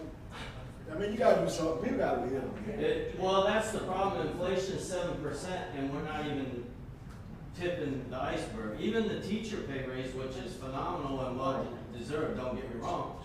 Like Ms. Morgan said, that's anywhere from 6 to 9%, depending on where you're at. Inflation alone was 7%. So you didn't even cover that for some people. And and then you think about all of our other jobs, our custodians, food service, all those folks, we're not even, I mean, it's gonna get to the point where it's gonna be difficult for them to pay the bills. More difficult, I should say. More. So, one more question, and I'm now. And you can ask as many as you like. I saw it at one time that the, state was proposing a step increase for teachers. And I read some stuff today, I didn't see that. That 2,500 is plus That the is step. the step, Plus plus the the step, step. yes. So we're gonna go up to 20, our step increase right now is up to 23, so we'll go up to 24. No, not the end of the scale, the steps. So every year you get a step on the scale. Anybody that's under 23 will move up. If they had 23, they will move. Well, they wouldn't. They'll get the 2,500, they just won't get another step. No Well, step. I'm just saying, I think we've got to look at that some point in time, because I did go through all our surrounding areas, and y'all, District 2 is 31 years, Union is 24, we're 23, Spartanburg District 1 is 31, and another, I can't remember which district it was, Spartanburg District 6 or 7, they're 31. We've got to do something about increasing that step, from 23 to 24, maybe every year at another step. That's what I think. And we looked at the numbers. That's up to you all. Well, let me look at the numbers. We looked at salary survey last year, with it taken to 28. Year before. My recommendation, this year, increase it to 24, and then every year, increase it another year. My question to you is, I'm gonna look at that, it's been a long time ago, but those increase, like, say, some of them 30, 31 years. But their salary then is not that greater than ours stops at 23. I mean, if you look at. I've read them, I can let you That's see what I them. said, I don't remember, right? I've read all these districts. I was curious, and I've had a lot of teachers and people asking me. I've got that. It looked like it still went up. I even looked at, I'm just saying, for example, we're 23, even our, and I know this may change because we were getting this state mandate salary increase. Spartanburg District 2, at 23 years with a master's, their salary is $66,182. Our school district is $64,964. So I'm just, every district, even Union, with the same master's and 23 years, is $2,000 more than what we are. Is that current year? That's current, it's 22-23, not next year, current 22-23 is all we get. But I just think we've got to do something about increasing that every year. I did it for many years, from 22 to 35 years in this district, not ever getting a step increase, but You were I think on we when gotta it was fight for 22. it. Huh? You retired when it was 22. Yes, yes. I just think in our surrounding districts, and y'all know, we're losing a lot of teachers. We really are. A lot of good teachers to other counties, and it's because they can make more money with a step increase and with just a general salary, more than us. We've got to do something to help our teachers and keep our teachers, retain our teachers. So that's my recommendation, food for thought. We ran, I didn't think it was last year, but Mr. Morgan said it was last year, I believe. We did look at going out to 28, I think it was. 28%. Every year since I've been here, and I know the other folks can tell you even before that, everybody has constantly tried to look at salaries, look at the scales. I mean, this is nothing that no one doesn't I want to know, do. I understand that. I'm just saying, it's Well, 2023, let's start, let's do something. We got 23.5 mils. If y'all give me all those, we'll do everything we can to reach that out and do all the other stuff. You can't do it without giving something. I mean, that's been the issue for all the years of why we're in the shape we're in. We went 10 years with no mill. That dug a deep hole. And now I've said it public since I've been here. I give the board's credit. I know a few different faces, but in general, the board has been more proactive and progressive than any other board because they actually did something every year. It wasn't the requested max, but they did give millage every year to help offset a lot of stuff. When you went 10 years without offsetting, it really messed up the district. I'm sure, I understand that. I just wonder how many teachers, and Dr. Carpenter, you may know this, how many teachers do we have this? I can tell you without him telling you, District 2 kills us. I'm just saying, We're how the many in our largest district, now in Fort County. how many teachers would benefit? I mean, I don't know how many teachers we have that's 23 plus years or 24 plus years. Do you have any idea? How many teachers that would be and what I just think I would be curious to see that information. If we could, somebody could figure that out, of how, what the money would be. We can look at it once again, just like the sheet I gave you, because everything we do above and beyond, we gotta tie to mills, because that's the only way we can do anything above and beyond. So we can look and see, let's just look at 1 year additional right now. Yes, absolutely. So we'll look and see what 1 year 24, additional yep.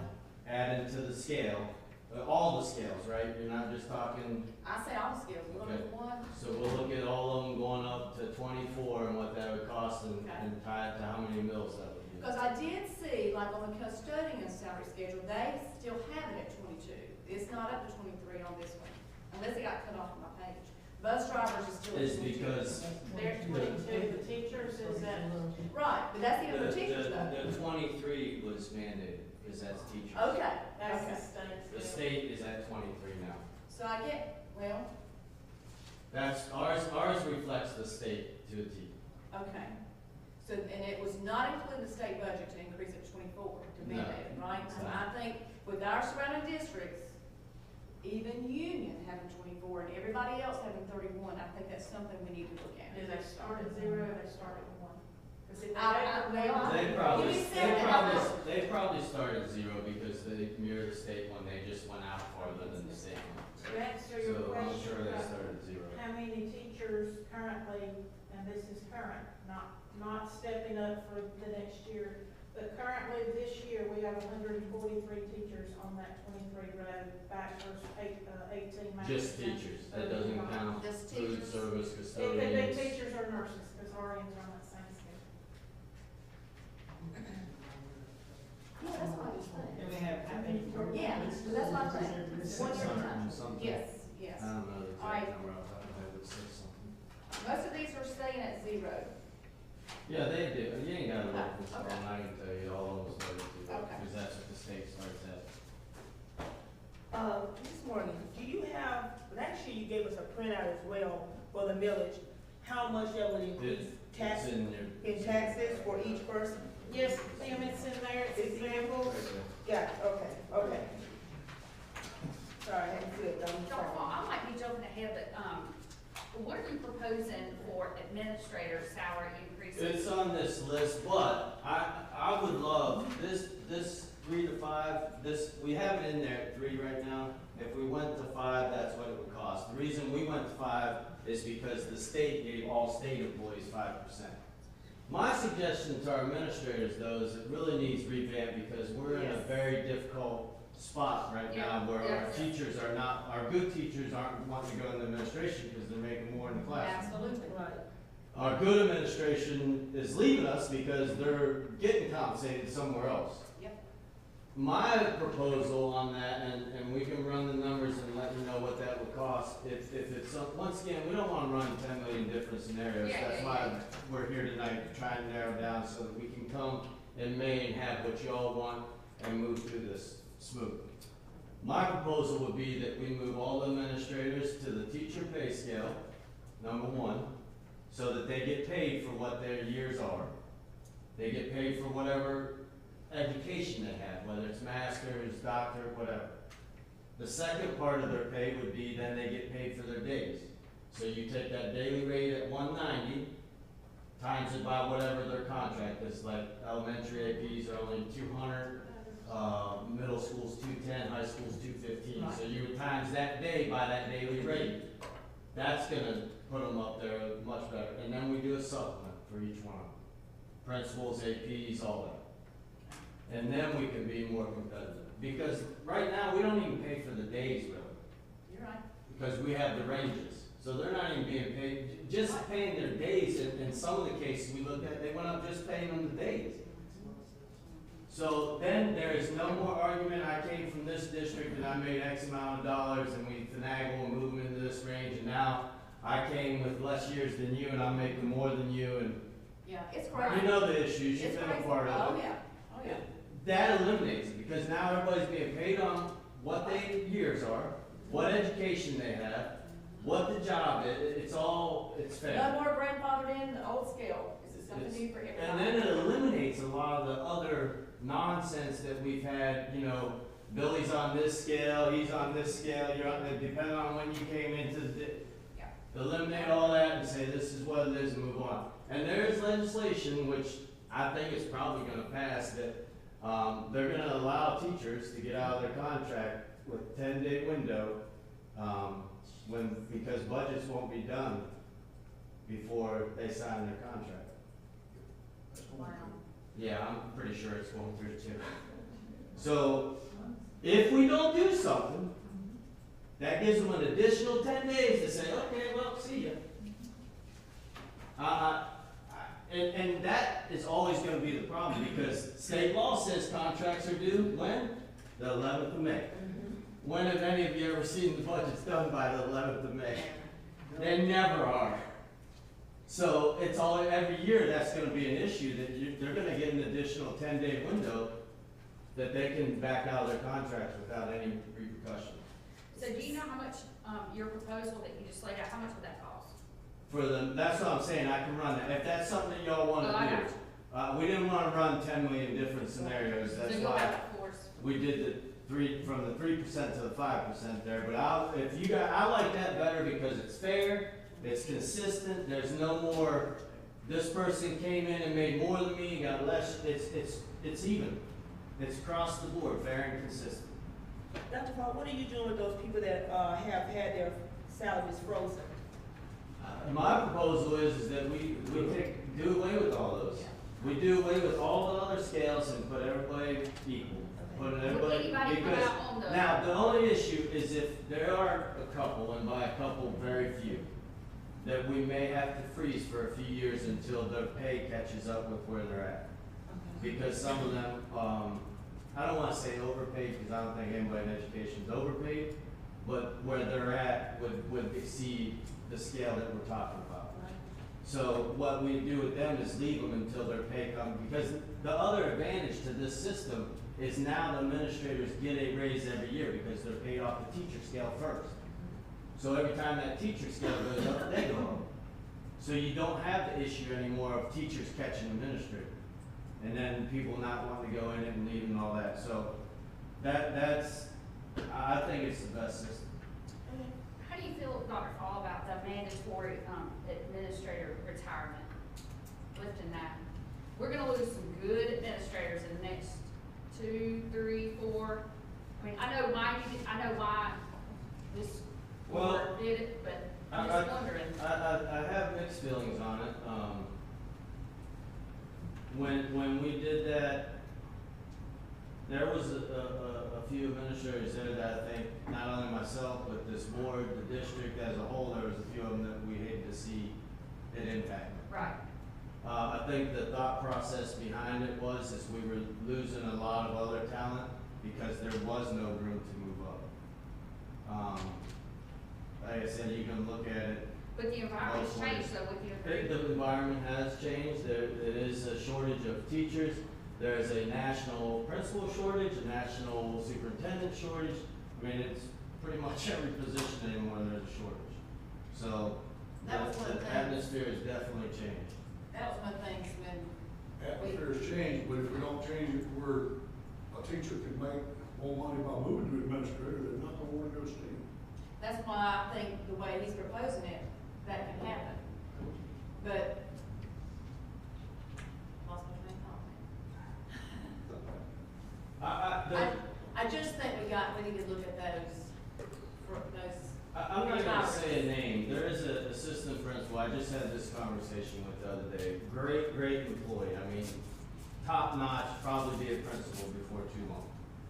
Came to me and said, can I just have a conversation? By no means am I unhappy, I just wanna have a conversation. Yeah, come on in, no problem.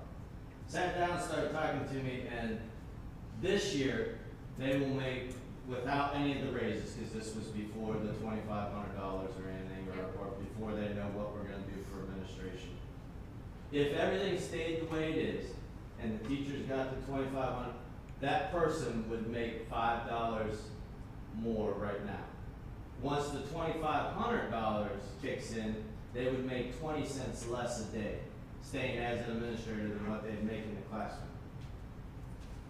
That's not, I mean, We can't do that. Yeah, it's not feasible. and that's what I'm saying, if we go to this, they're getting paid for their days, they're getting paid for their education, they're getting paid for their everything, it's fair. And then all the supplements are the same, not all, but if you're a middle school AP, your supplement's gonna be the same as the rest of the middle school APs, because your job's the same. The only difference will be our two big schools, because obviously they got more to deal with after school and all those kind of things. So Gaffney High and Gaffney Middle, those supplements will be a little bit higher because of being in the larger school. Other than that, now it's fair across the board. I can't help that you started before me and you got 20 years and I got 15. You know what I mean? Like those that's just, it is what it is. You're where you're at, I'm where I'm at. That makes it fair to everybody across the board in my opinion. And then you don't lose them and then you don't run into that scenario that I just talked about with the employee. Because now they're moving every year with the teachers. And just paying them the days keeps them separated. Because we don't pay them the days right now. So just paying that part of it keeps it separated. Now, it's not enough to keep them, you know, but it keeps it separated at least. But it was real bad, Gaffney High, remember? Oh, yeah. Last year before last, it was, Yeah, that's. you had people doing the same No job. one would apply for the job Big- because they're big like, I job. make more money right now. I Big- don't want big that headache and make the same or less money. So I think that is we looked at a ton of different scenarios. I think that's the most fair. Because if you do another range, you're gonna run into the same problem in 5-10 years down the road. Yep. So this way you don't, because it constantly moves with the teacher scale. Makes the most Dr. sense. Paul, that's what I was gonna ask you. When you run these numbers, run a second set of numbers, if you would, so we can see kind of what it's gonna do in the future. In other words, you know, what's the next year gonna be, or maybe even the year after, I don't know. But we're gonna need to know, so we know we know about what we normally get in millage. We're not gonna be able to give anybody else a raise then if we tie that millage up, automatically just increase. You see Well, what I'm I saying? think in Those time, increases. Yeah. and once We again, never you had guys, 23 million. and you guys, right, never. Well, last year, remember I stood up here and I said, I've never seen them give out 4.17 or .47? Usually I never 4 or seen 5 that. meals is all And they we doubled that to 8. I mean, it's unheard of. That's what I'm saying, usually 4 to 5 meals has been our average.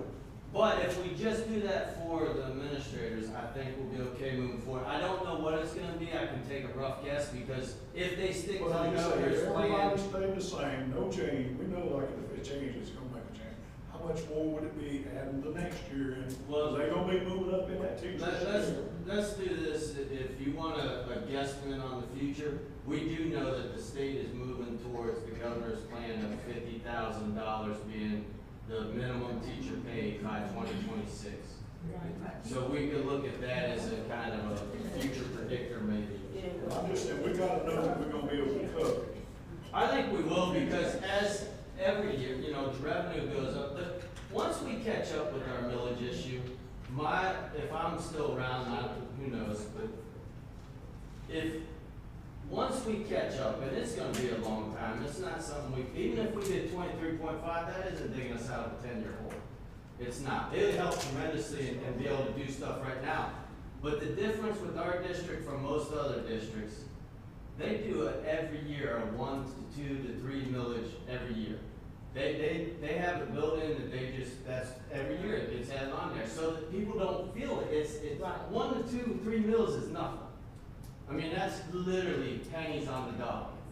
But we dug such a deep hole, we gotta take chunks now. We gotta take that great white bite instead of the little piranha bite. We gotta do the great white. We're trying to bite off as much as we can in one swoop. Because we're in such a, it's been such a deep hole that we gotta take drastic measures to try and climb out. Once we get out of it, my suggestion, whether I'm here or not, would be that the board, whoever's on those seats at that time, comes up with either a motion or whatever to do, hey, every year we're doing two mills minimum, and move on. So that there is no negotiation, no discussion, it's every year 2 mills and move on. That way it's a small impact every year versus what we have to do because we try to do no impact for so long. So If going that back, makes sense. going back to Ms. Chapel's suggestion, I do feel like if we don't do something, she mentioned how we may be losing some administrators who are nearing retirement age. And, and I was one of those a few years ago, but I just think we need to do something for those people because once you lose them, it opens up another door for a classroom teacher. And I don't mean this ugly when I say this, but when they go to an administrator's role, then you still can't get teachers. I just think we need to consider that policy change. There are districts that do different things. Some districts do a percentage pay reduction. Some districts do you're back to the 0 range because they're still getting their retirement. Right. So districts do different things. I'm not local dollars, they're getting it from the state. I mean, they're. No, I'm talking about administration. They're drawing. I'm talking They're about drawing from the administration. state. Right, From their right, own- I'm not saying we're paying them double, I'm Right. saying because they get that, they come in at a lesser rate, and everybody wins, so to speak. You get a veteran person, and you're paying less than what you would pay out. But, some places did that, some didn't, some do no retirements at all, some do retirements, whatever you wanna do. It varies across the state, and it's up to you 9 as far as that goes. I mean, there's pros and cons to it. Yeah, I don't wanna be in a jam and not have any teachers like Ms. Baldwin says in the pipeline. I mean, that's the whole struggle. Well, the teachers, teachers can do. It's But they're- just administration But they're that falling into is. those administrator roles though, is what we're saying. I mean, It just opened up another teacher. I'm just saying that the only ones that is administration, the teachers can double dip all day long. Yeah, I know that, we're talking about 2 different things, I think, but I know what you're saying, those teachers could retire and go into We've had it administration. about 4 different ways ourselves already, guys, since I've been here. I mean, every time we turned around, we were having to do something because there was another hurdle to jump. yeah. And, I mean, when the state first put the Cherokee in program, then they pulled it out, I mean, and that, we've changed it, I know, at least 4 times. I wish that they still had the Terry because it was very clear, it was specific, and it had an end time. And it gave people the opportunity to make the money, and then it was done. But there's nothing that doesn't exist anymore, so they've left it to the districts, and it's literally, like I said, all over the place. Experience is invaluable. It is, but I've seen situations where we've had principals, and Billy, you know it, just sitting there, I mean, killing us, and you And had. that's what you need to get rid of. Yeah, exactly, because then, like Billy said, you may have some up and coming that wanna move, in a district our size, we only got so many schools. Well, what they gonna do? They gonna go to Spartanburg too, or they gonna go where they got an opportunity to move, because some people do wanna advance, and some don't. That's why I say the pros and cons, I get it, you know, some veteran principals, but man, I ain't, like you said, we ain't calling no names out, but I know one, I used to say every year that I've been stealing money. I mean, that's what they were doing, they were milking us. Well, I'm not saying we should rate more Milk. performance. I mean, if they're doing that, then they should be out anyway. Yeah. Well, they finally did us a favor, they were milking us. Well, that's, Like I said, I think there's pluses and minuses to it. I think that there's 10 million ways that you can come up with something if you want to do something different. Ultimately, like I said, it's up to you all nine what you want to do. It doesn't, the big misconception with retirements is it costs you. It doesn't cost the district nothing. right. Because they're getting their retirement from the state, it doesn't cost the district, we're not paying two salaries. But a lot of districts, I shouldn't say a lot, but one of the things that I've seen is some of them do a reduction in salary or percentage. Some of them put them back on the zero scale, it's all over. So, because now let's think, if we go to the administrator scale that I just explained, if we go to that system, and I'll use Ms. Goldman since she brought herself up. If she stayed on and was retired, she's going to the max scale, and let's say she's got her doctorate, she's gonna be a very, very expensive principal, or AP, or whatever the role is that she's going into. So just keep that in mind, that is a. I'm just, like, what kind of figure? Well, right now, our top is 78,000, I think, for a teacher with a doctorate at 23 years. You got that list there, don't you? I do have it. So take 78,000, whatever it is. Anybody got their phone calculator? Well, that's what I'm getting ready. Whoever wants to do the calculation for me. Bill, you got it, thank you. 7856. So 78,056 78,056. divided by 190 times it by 233, because a principal would be 233. That's probably 95,000 some change. 95,721.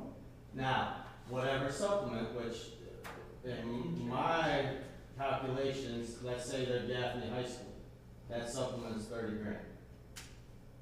So that takes them from 95, which is in line with, like I Is it not right at it? Preach. Huh? That's right at it, isn't it? well, it's a little bit on the low side, to be honest. Yes, it is. I'll just say, we've had an applicant come in here for a job higher than a principalship that was making 131 as a principal. So that would be under that. It'd be 125 and some change. 125,700. Well, I mean, I'm would it okay be with an that. My option wife's better, she teaches it. to review the administrative What's that? personnel? Like, if we opted to do something like this, to put in a review, and then, like you said, if we've got dead weight, No, You're you not- cannot. we couldn't move them like to a teacher? Your job is not to do that. No, I'm No, saying he's like, saying with, addition. Yes, I Yes, will, addition, yes, yes. I evaluate them and Yes. do that, and I think, and I don't wanna put no words in no one's mouth, so. I think what was being referenced was in the past, that didn't always happen. Yeah. That movement didn't always happen, that we do a depth evaluate, Dr. Rose, Dr. Carpenter are part of it. We do go out and we evaluate, every one of our principals and hold them to it. So, now, And you can just move keep in mind, any though, HR issue. keep in mind, because the one issue that happens, hang on one second, Ms. The one issue that happens with board members a lot of times is we want out. It takes time. It doesn't, I can't just, Ms. Goldman, you know, left the kid on the bus, well, that's a little bit different. Yeah, I was gonna say. I can't just, if her performance is low, I can't just get rid of her tomorrow. I gotta give her a plan opportunity, there's a system that I have to follow. Okay. But, that, it takes time, I just want y'all to keep that. Yeah, we know, yeah. I'm just making it clear. It's not a, unless they do something like you did, then it's a little bit different. Alright, so, the $1 million question, maybe more than $1 million. More than. Number one, there's a couple things that you gotta consider right now. Number one, the budget without the FTEs and without doing anything is already in the hole, just off of what the state gave us. So you gotta think about if you wanna do mills to balance that out. The FTEs, we may luck out a little bit there if you look at the FTEs.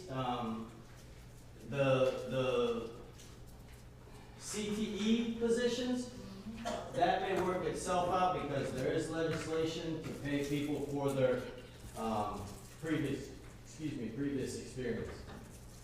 What we were doing was getting ahead of that. We didn't know that was gonna be a bill because most other places were paying their CTE folks for their previous experience because when they apply for their teaching license, the state puts them at 0 years. Regardless, they could have been, let's say they're the construction teacher. They could have been in construction for 20 years and they don't get none of that time count. The state moves them to where they move them on the pay scale, and they're looking at changing that not just for CTE, it could come back to bite us for teachers too.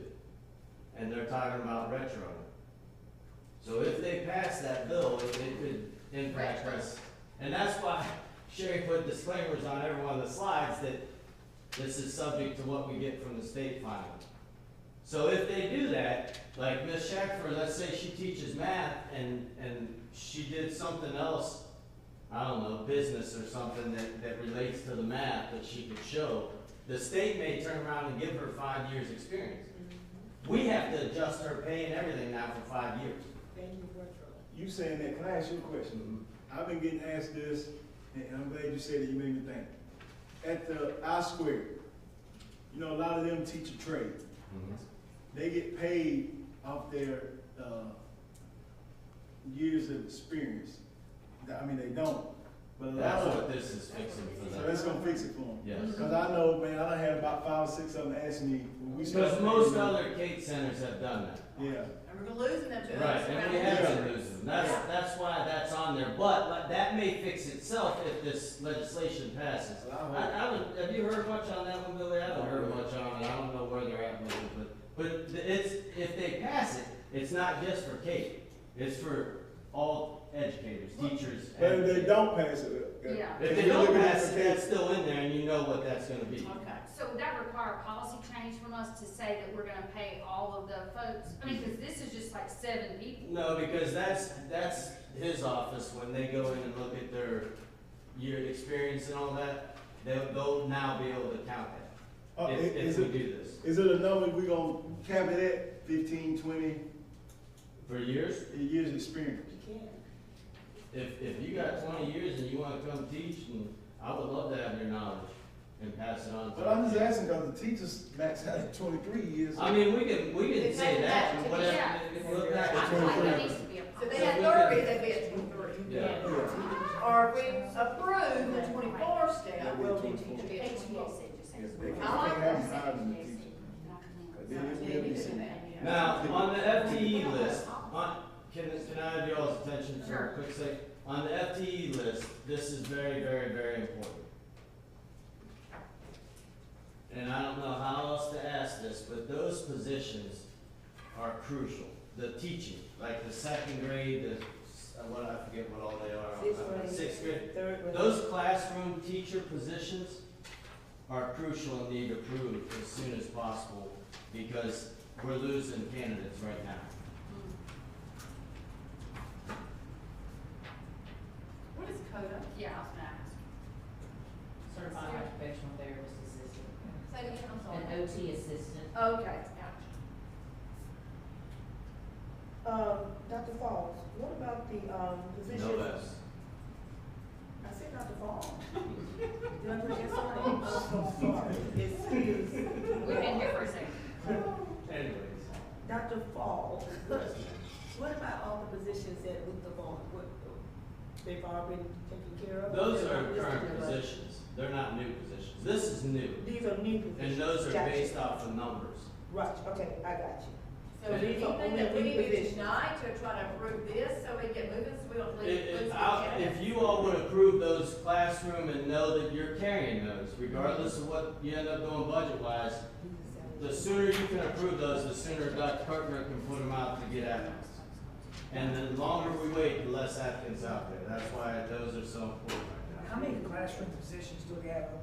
I looked through, there is a fair amount that's on the webpage right now. Where are we at percentage-wise for the contracts, do you know? Right now, we have 77% of contracts returned. If you look on our website, we probably have about 35 jobs posted.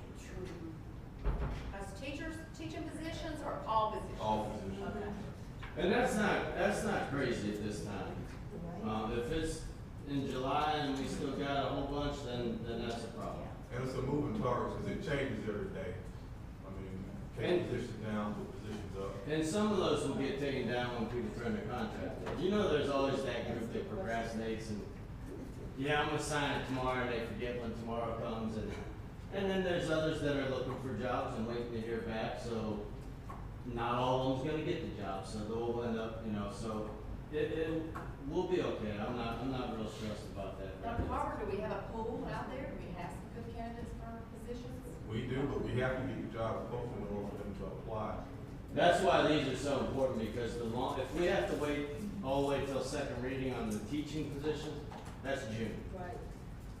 I mean, I don't have a problem moving on those.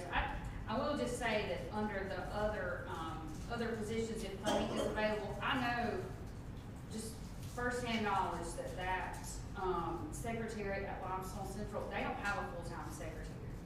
And if we could carve out some dollars for that, I know that that's not a want, that's a need. It's important because what made the list, remember, this list started out 3 million. Yeah. I mean, I went through and I really vetted everything on that list, regardless of which grouping they're in. The top grouping is just pretty much non-negotiable, really. I mean, we really have to do those things. The only thing really is that K piece. Right. But the rest of it is classroom instructors that are based off of numbers that, unless you wanna mess with the teacher-student ratio, you wanna do those, so. That's why the other ones made the list too, because they are needed as well, they're not ones. So we definitely need another custodial position at Gaffney High School? They requested two, they could use another one, but that's why if that didn't get approved, we'll make it work, but they need it. But they gotta find a body for it too. Right So now, hopefully, catch us up. Right now, we're basically just balance the budget for what you've got right here on the sheet. What, 5 bills? 5 months, yes. That's 5 bills. That's why I asked. Plus an additional 7 if we do any of this. right. We do this right here. And now, keep in mind that if we would have to play with the administrative part if we do that scale that I was talking about, that would play it a little bit. Right now, but based on what you're showing right here. Right, yes. If we went to 5% difference, from 3 to 5, in other words, Right. it would be the 130,000. Right. Can I make a motion? Yeah.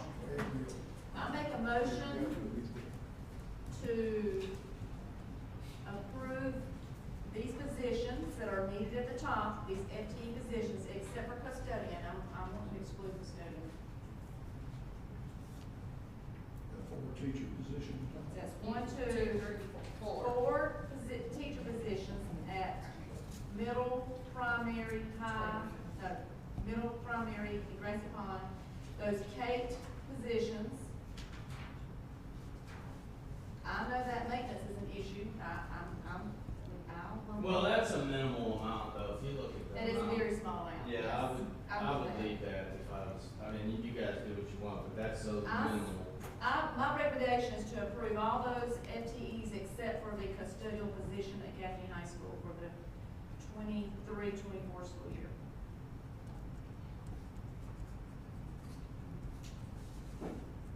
Would you wanna move that custodian to the bottom group? Yes, we can put that to the bottom. Are we gonna talk about that, the bottom group at first, before first reading? We can, did you say you said? Yeah, or got motion on the floor, that's second. I have a motion on the floor, Ms. Duckett, can you read that back to us, what you've got written down? So, I wrote, Carol said a motion to approve FTE positions except for the custodian at Gaffney High School for the 23-24 school year. is that correct? Okay. We have a motion on the floor, do we have a second? You already got second. Just second. Okay. Any further discussion? That's an additional 5 meals, 5.3 5.3 meals. to fund that. On top of, You got the raise On in top 12. of 13, that's 18 meals. I'm telling you. No. 5.3 to fund this, it's 5, a little over to take the balance, the budget balance to where it's Seven. 10. Well, if you do the other, yes. And then 7.17 if you do this. So we got to about 18. That's 18 meals. That's So, 18 meals. That, with that, it's 18 bills increased by A minimum. this motion. To balance your budget with the addition. Balanced budget. Without anything from the fund reserve, correct? Correct.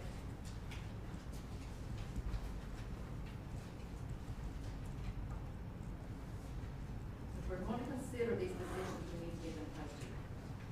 Right, those positions are crucial. They're teachers. Right. And the sooner we can get them posted, the more. We're not approving the rest of the budget, we're just approving these positions. Right, correct. There's You're some things approving I'd like these to bids know. in Just so the that we official can go run and get them for first posted. reading. Say that again, Ms. Morgan? You are approving these for me to add to the numbers for the first reading. Now, the next question is, are you approving any of these salary changes for me to add? Which ones? You gotta vote for Yeah, it. that's- because that's additional. Well, Robert's Rules of Order actually went really out of whack Right. tremendously. So, yeah, but still, Robert's Rules of Order still control me. We can vote on these positions, right? You can vote in the workshop. You can, I don't think you can take a vote. I don't think you can take a vote. In the workshop, we give you directions, way to go. We voted in the workshop before. We don't vote in the workshop before. I don't think you could. You had a quorum, didn't have a quorum, I thought you could. I mean, could, but if you have a quorum, you could. Correct. You can vote in Committees the you cannot, workshop, the it's just, workshop, when you came with the second, it was not clarified. That's why I asked for the reading a while ago, but we had a second before the clarification, make sure we was voting on what we had stated. So we've heard the motion, we've got a second, we've had discussion. Show of hands on the vote for that motion, as I said, that, Ms. Morgan, just as we move forward, that's 18 18 meals. mil. You do. The only thing you're voting on Well, the is positions those posted. positions. The other is The other- still the up others in will- there for you guys. we will So deal with- all you're voting is, on what, positions. 5, is it 5 mils for those? 5.3 for these positions to Right. be added to the budget. Okay. Right. Show of Well, there's hands. automatically another 5 on the budget if you think you're gonna be passed. So that's almost 11 meals right there. I would need to know to put the revenue in. Can we do it for like a review for the next board meeting? That's gonna be your first reading. You have to have 2 readings to get it in. Do what? What And did then you we'll do? do it first. Review the final numbers. Oh, we're going to at the Yeah, May we- meeting, that's your we'll- first reading too. Without putting it in. Well, we have to know what to put in or else you're not gonna have nothing to review. Any further discussion?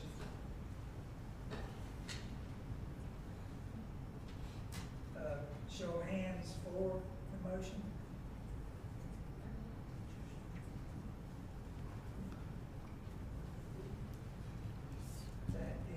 6 against the motion. You gotta call the names, you gotta call the names. Okay, so 4, Ms. Shippey, Ms. Shackelford, Ms. Dahl, Mr. Surratt, Ms. Goldman, Mr. Cash. Against, Mr. Wilkins, Mr. Blackwell, and myself.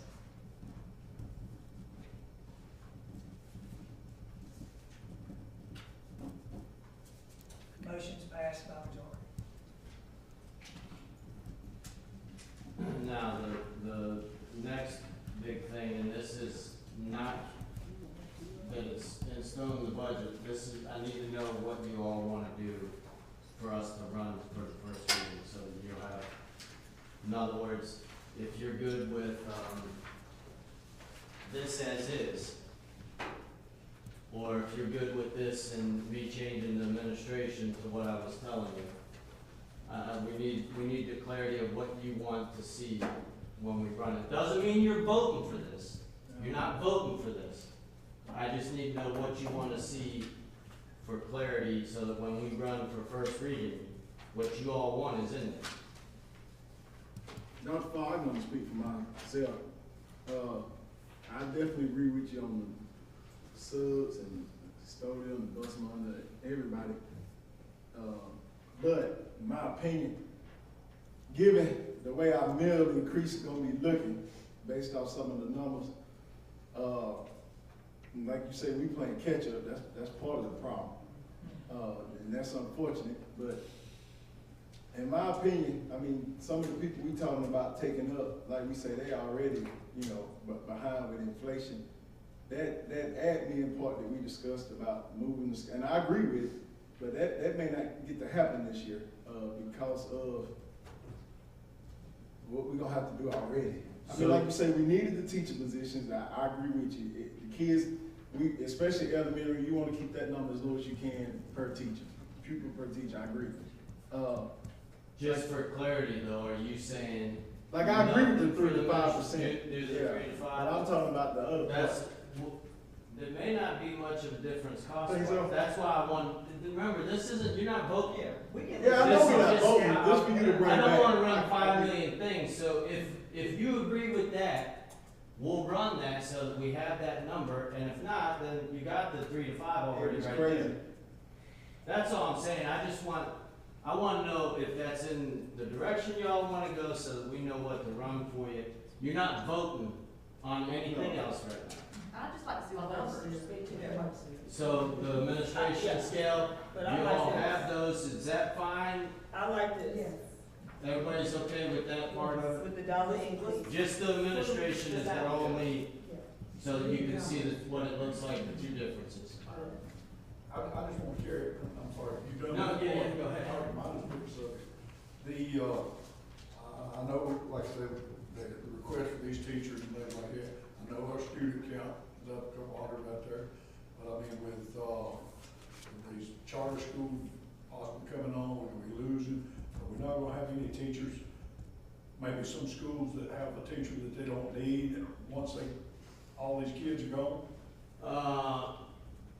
Just like when the other charter school was a little bit different because of the pandemic. How many students we got now? The other charter school was different because the pandemic hit us at the same time, and a lot of people signed up because they didn't want to wear masks, and we had to make people wear masks as a state. I don't think we'll lose a lot, and if we do, I think that we will pick up some kids just off of that 700 plus development that But I'm they're saying, we're losing them now, even in the upper grades too.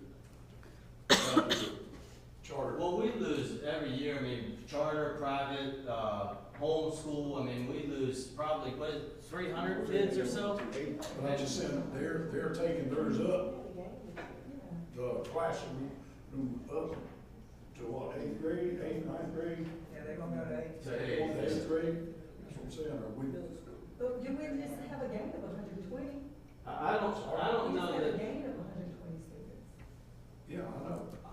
I don't know that we're gonna lose a ton, I mean, we haven't, it hasn't hurt us too bad to this point, and I don't foresee it, especially middle school, because we'll lose some without a doubt, just like we do right now to other things, but most of those kids are so intertwined with each other, they're not leaving their friend. The elementary is usually where it happens because mom and dad is still in 100% control of what's going on. When they start at that middle school age, it's more important about me and Brock are best friends, and I can't leave Brock because we golf together, we fish together, you know what I mean? Like that becomes more important than anything else. So I don't foresee, there will be some in college, but I don't see it hurting us a whole lot. And I think our growth will balance it out. That's a good question. I've got a question. And maybe Dr. Carpenter, of the 35 jobs posted, like, what's the longest running job that we've not, like, how long have those 35 jobs been, we've not filled? The most critical need we have in this district is special education. Some of those jobs were posted last year and we could not fill them. There's simply not enough bodies certified in special ed to fill that vacancy. Ms. Westmoreland does a great job in interviewing those folks, but we just don't have the numbers. That's not just Cherokee County, that is statewide, nationwide. And I think math and then science is next. But we're not using, like, we've not filled. We do have some that we have. Now, we still spend money on it though, most of the time, not all the time. If we're able, sometimes we can collapse a class. We're not always able to that, so then you end up with a sub in there, or if it's a core subject class, like we use the K-12 and the sub so they're getting certified instruction. So it varies, each one. If we're able to collapse, then we collapse when we can. And sometimes we have to contract out. Yeah, she has to contract a lot of the special ed services because there just isn't any way out, unfortunately. And 2 of the last international teachers we hired were special ed. You know, the contracted, would that be taken out of salary budgets, or would that be something else in the budget? It's in contract services, and we hold the position with like a dollar salary, so the position stays in our system. So it's moved. There's a line item for the contracted services.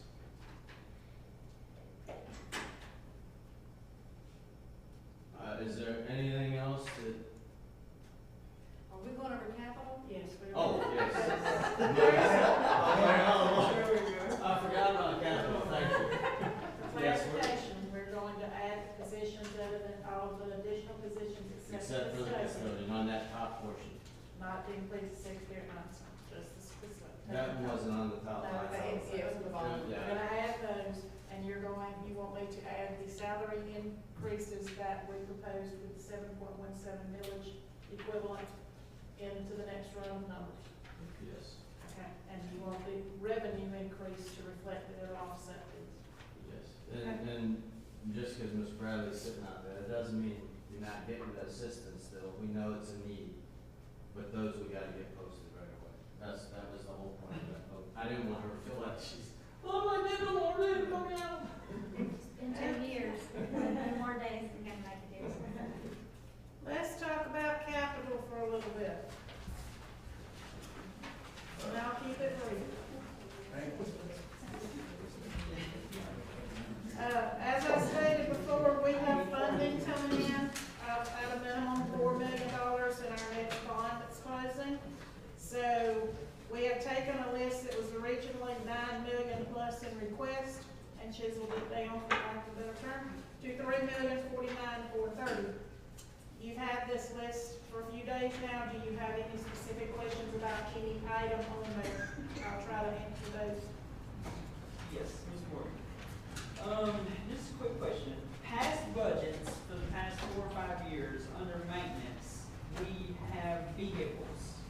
How many vehicles do we have on hand? Because the way it looks from the budgets, I mean, we've got a bunch. We do. We have 20 some odd vehicles, 27 I think is on insurance, if I remember correctly. Okay. Because it seems like we have a vehicle every year, but we still drive old vans. We do, but we have recently retired some and sold a few. Okay. That were literally on their last leg. Same with some of the trucks. We have a dump truck to die, a couple of F-250s that we have to replace. And keep in mind that some of these, we haven't gotten all of the vehicles that were ordered on this year's capital. That's how far behind they are. Yeah. One example is an old vehicle we had that it was on its last leg, but they could still get a little bit of use over there, running from there to the field and back, without going all over. The maintenance guy, you know, they got multiple schools, they gotta go everywhere, so. And this is off of this year, but just looking back in the past, I saw where we bought a Bobcat. Do we still have that? Do we use it? Okay, all right, just make it, I was like, curious. I have one question. Okay. I had a question about the football helmets time 10 for Blacksboro High School. Was that not included in the athletic budget? No, no ma'am, those The- are totally capital replacement. The helmets, we have a couple schools that this is probably gonna be an issue over the next couple of years.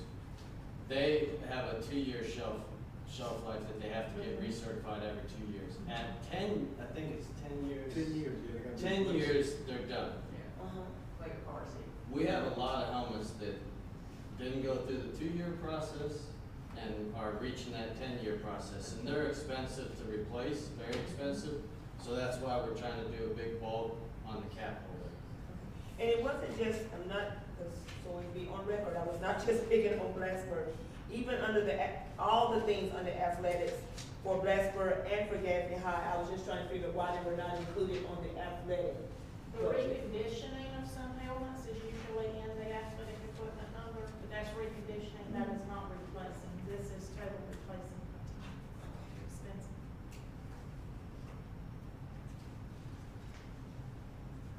I think most of those were middle school helmets, if I remember correctly, I'm not positive. Dr. Fall, did Luther Ball not have any capital requests? It's not that they don't have any, they were trying to hold and see what happens with the referendum, and then we'll, you know, we have a plan if the referendum doesn't pass.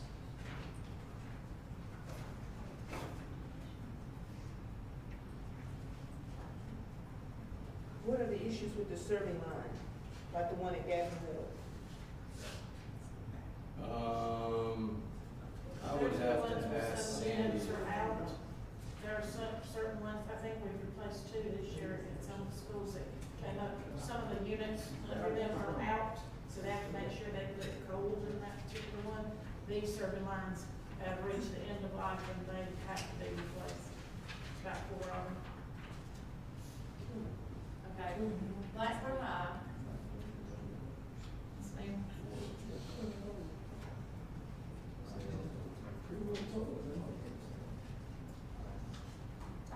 Because the first grade room is the old kindergarten. Dr. Fall, what is the training room renovation for Gaffney High? That is to, if they ever get the second one that the board approved a couple years ago, that is to expand that space, similar to what we did over in Blacksburg. I don't know if you're familiar with the Blacksburg, what we did over there, but we, took their space and redid the floor, rubberized it, got them new tables, things like that. The Gaffney High one requires knocking a wall down, cutting the doorway. I shouldn't say knocking the wall down, cutting the doorway. So there's a little bit more work involved in it. What training room is it, you talking about? You know where the current one is? Yes. There is a, you can explain it better than It's me. like a little area behind that, we're looking to expand behind. That's empty. That they can cut a doorway in so that they got them there together. Where one could be taping and wrapping, the other could be doing physical therapy. If we ever get a second. Is that not, see, I said, back when we were talking about the band room expansion and all that, we were talking about taking that in after that, was it not? Because they was having to take the doors out that back side and everything. This would be going from where the training room is toward the auxiliary gym. Like, it's kind of middle system of that. The band wouldn't come into play with that. Well, I mean, one time before actually building on there, after we got this other training area and all done, the rooms that's there, the coaches had their offices and everything else, I think, I put down through there. All of that was gonna be incorporated in there to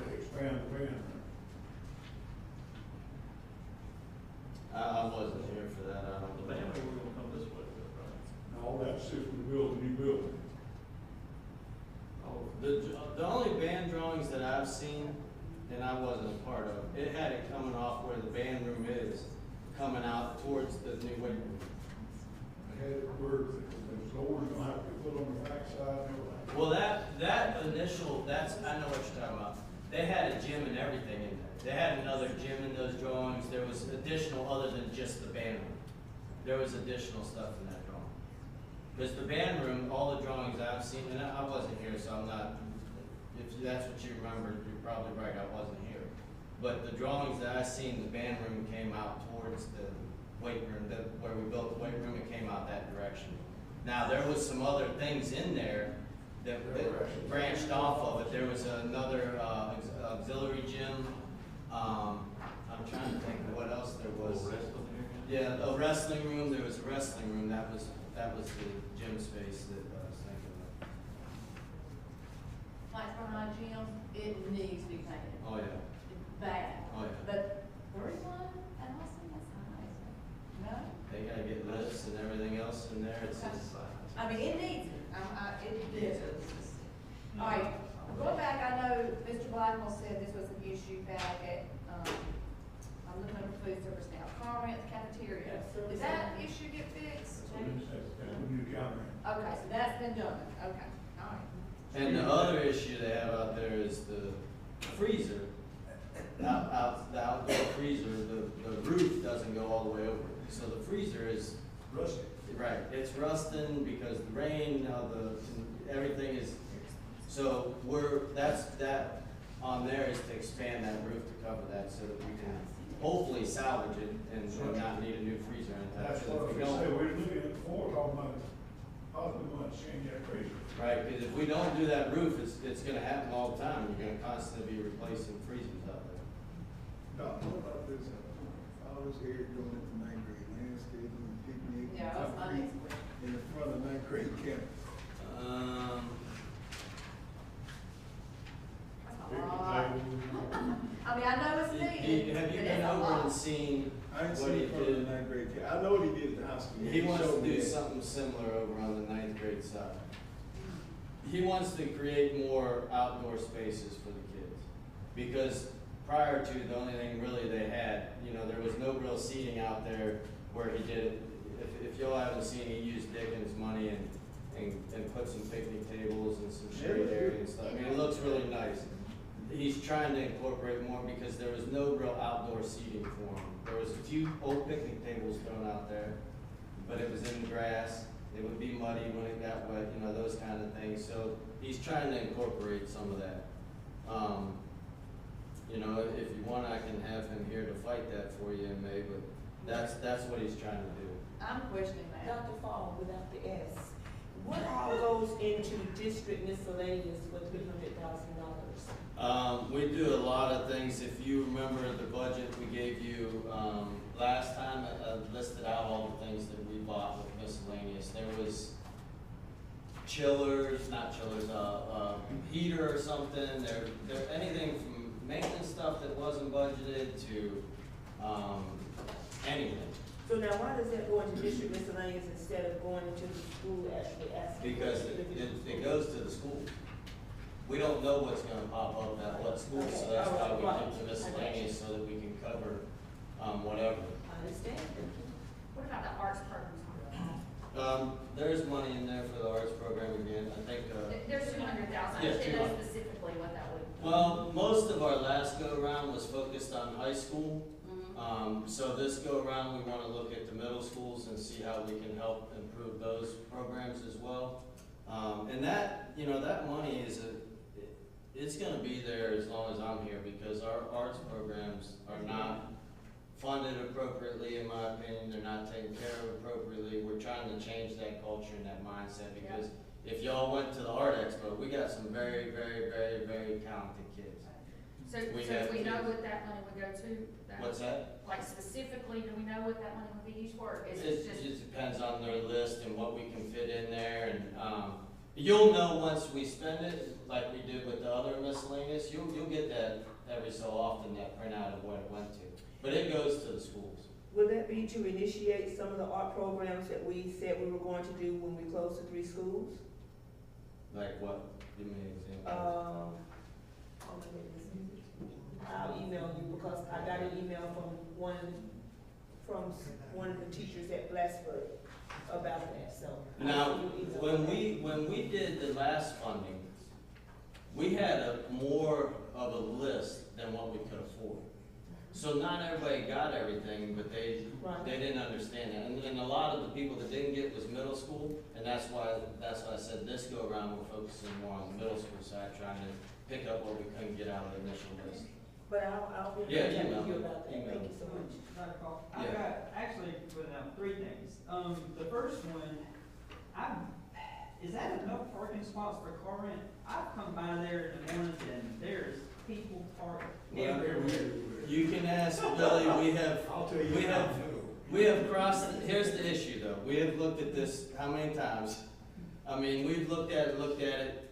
This is the most cost-effective, most spaces we can get, because the other projects we were looking at were $1 million or more, and this is a start. Are we gonna have to go through OSF for this one? Because if you do that, the runoff is not gonna be a problem. Those 20 spots on the hill right there, OSF have a big problem. Right, and that was the more expensive. So, yeah, no, it doesn't answer it, but it helps. Cause I'm sitting, I was like, man, this is crazy. Alright, second thing is, Northwest, the playground. I've been out there, on my visit. I get it, I saw the vision. I don't have a problem. Are we being proactive? If these houses are coming in, we have to add on to the school, and we do this playground stuff, then are we gonna have to tear that up? I mean, are we just looking for the future with this? Number one, Northwest, I don't even think, and they can probably tell you that, I don't even know if we got the space to add another, if we had to add on there. If we get to that point, Well, he right. showed me We'll be the, growing what new the district district lines. owns. Right, And it's Right. all in the woods and everything. right, because We done added on back, we done went this way, we right, went that's, that way. I think that the way the property is drawn, I don't think that you can do, Because what anyways, he showed me, I mean, we owned a bunch in the woods, and, I mean, that's just, because I asked him, I said, like, how much land do we own the out woods here? is far back, we're not gonna, we would, it could happen, but I'm just right saying, now, if we get to that point, if we get to that point where we gotta Yeah. figure something out, it's probably gonna be an attendance line issue. And school choice, that's another thing that we do that impacts Northwest and Grassy Pond a lot. Those are 2 hot schools that people wanna go to. So that's one solution. And the playgrounds, you know, we started this last year. We have a cycle that every elementary is gonna have the playground done. Yeah. Miss Bradley has got to enjoy one of the first And I ones. mean, that looks great, I just don't want us to build a $300,000 playground, and next year we have to tear it all back down and do something else, and, you know, that's just. Well, if we had to do that, we would utilize it and put it wherever we built. Okay, all right, and then, again, like we touched base on the arts program, I mean, I don't know, it just seems like we're spending, I mean, is it in the other budget, anything else, or is that strictly all the arts get? They get money from their school level. This is to help do big things like your kilns, your pianos, how we bought all the instruments for the high school band. Yeah. Those big, that they don't have the budget for. Okay, all right. Okay. Right, right. Cause I was like, I mean, it's booming now, so, okay. I got a question on Ewing. Ewing didn't have, ask any capital request here. I was over there at Ewing, man, right now, I don't know what issue with the children. I know they're doing something about the children, but you got a rental unit sitting there. My question is, those mobile units, there's what, 3 of them? And the one, I have to sit in line and pick up my granddaughter, that one on the side there, if a kid goes running up on that deck gonna fall. I mean, it's right, it's gone. And stuff like that. We need to do something, those are not being used.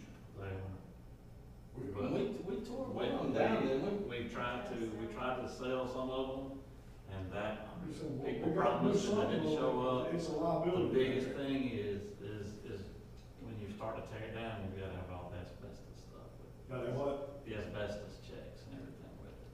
So it's gonna be a huge investment to take those down.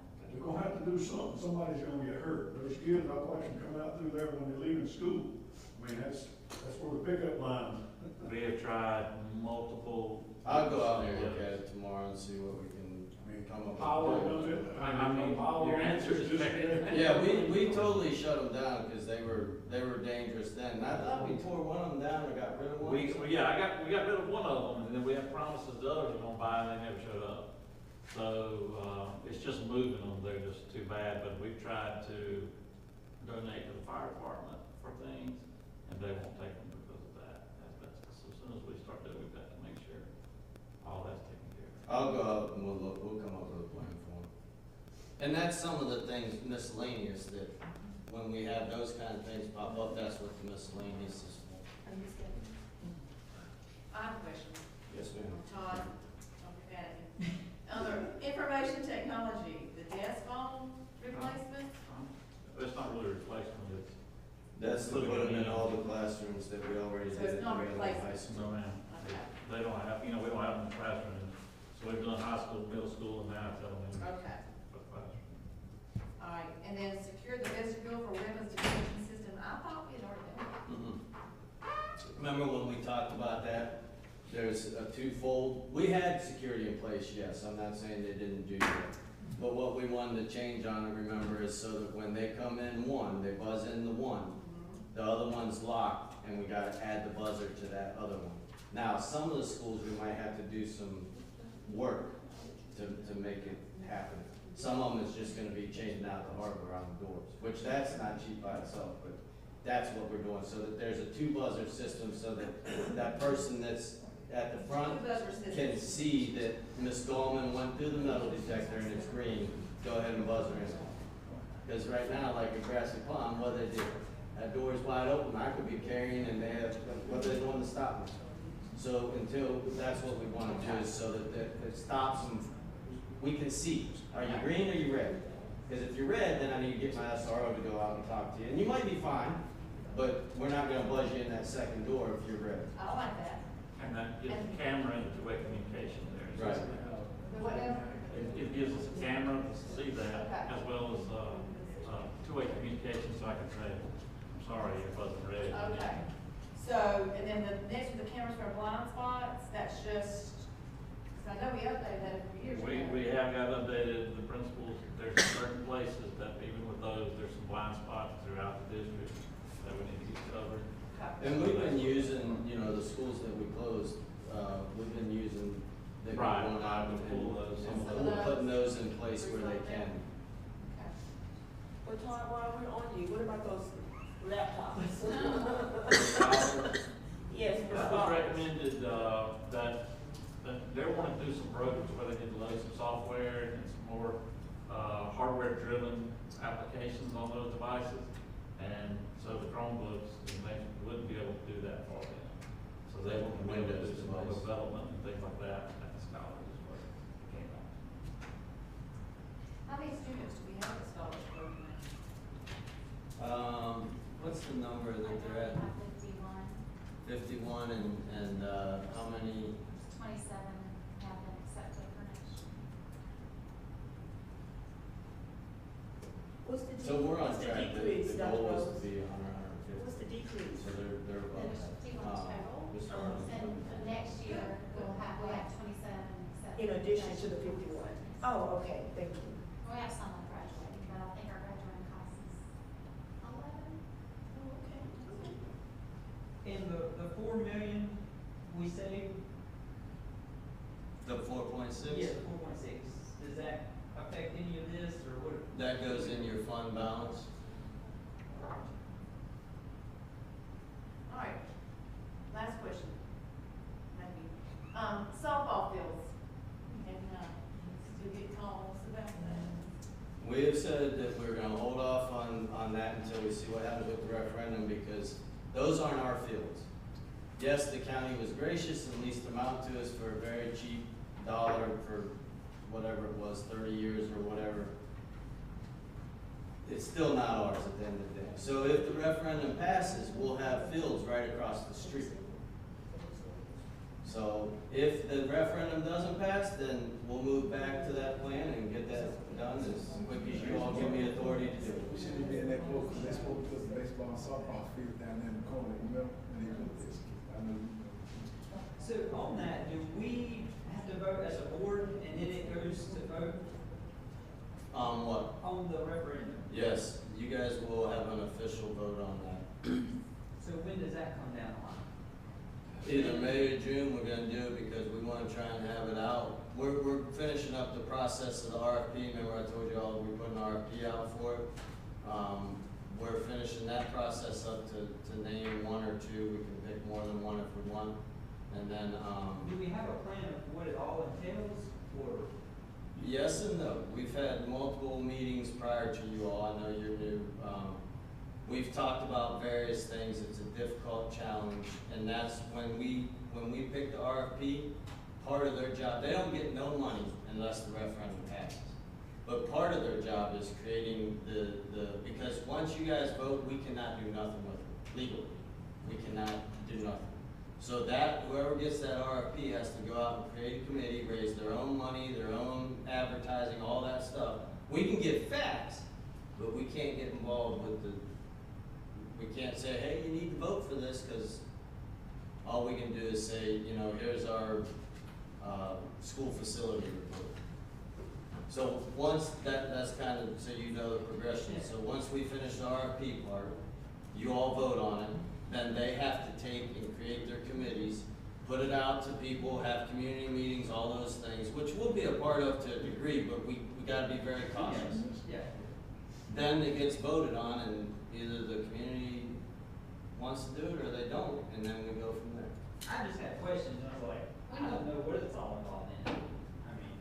We've talked about a number of things, because we have more need Yeah. than what dollars will be approved, in my opinion. Yeah. So, that's the issue. When do you foresee the referendum being voted on in November? My goal is sometime in November. So we need to be on the fast track. Yeah, and that's why I said May or June, as soon as we get done with the RFP part, we'll bring the vote, and then that gives them plenty of time to get it up and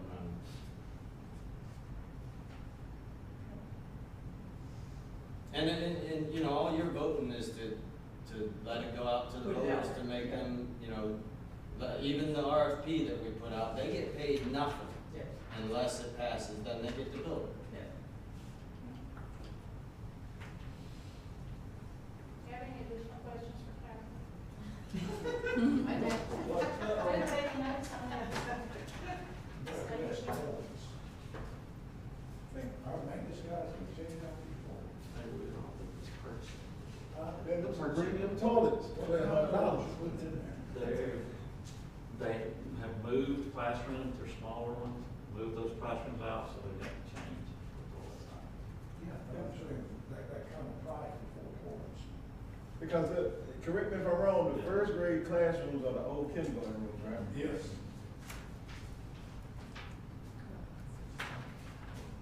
So that shouldn't involve much plumbing. No, it's replacing the toilets. Man, tired of some, I just built a house 3 years ago, and I got a nice toilet. I It's just crazy. stay all day for $400. Yeah, I'm gonna say $1,200 a toilet. They might be a little. That ain't no little, that's a lot of house. Maybe because they're customized. I mean, I know they little people, but. I just assumed you was having a contractor or something. Purchasing. I'm glad Billy asked it, cause I was thinking, Yeah. that's time for some toilet. I knew you said something, I was trying to.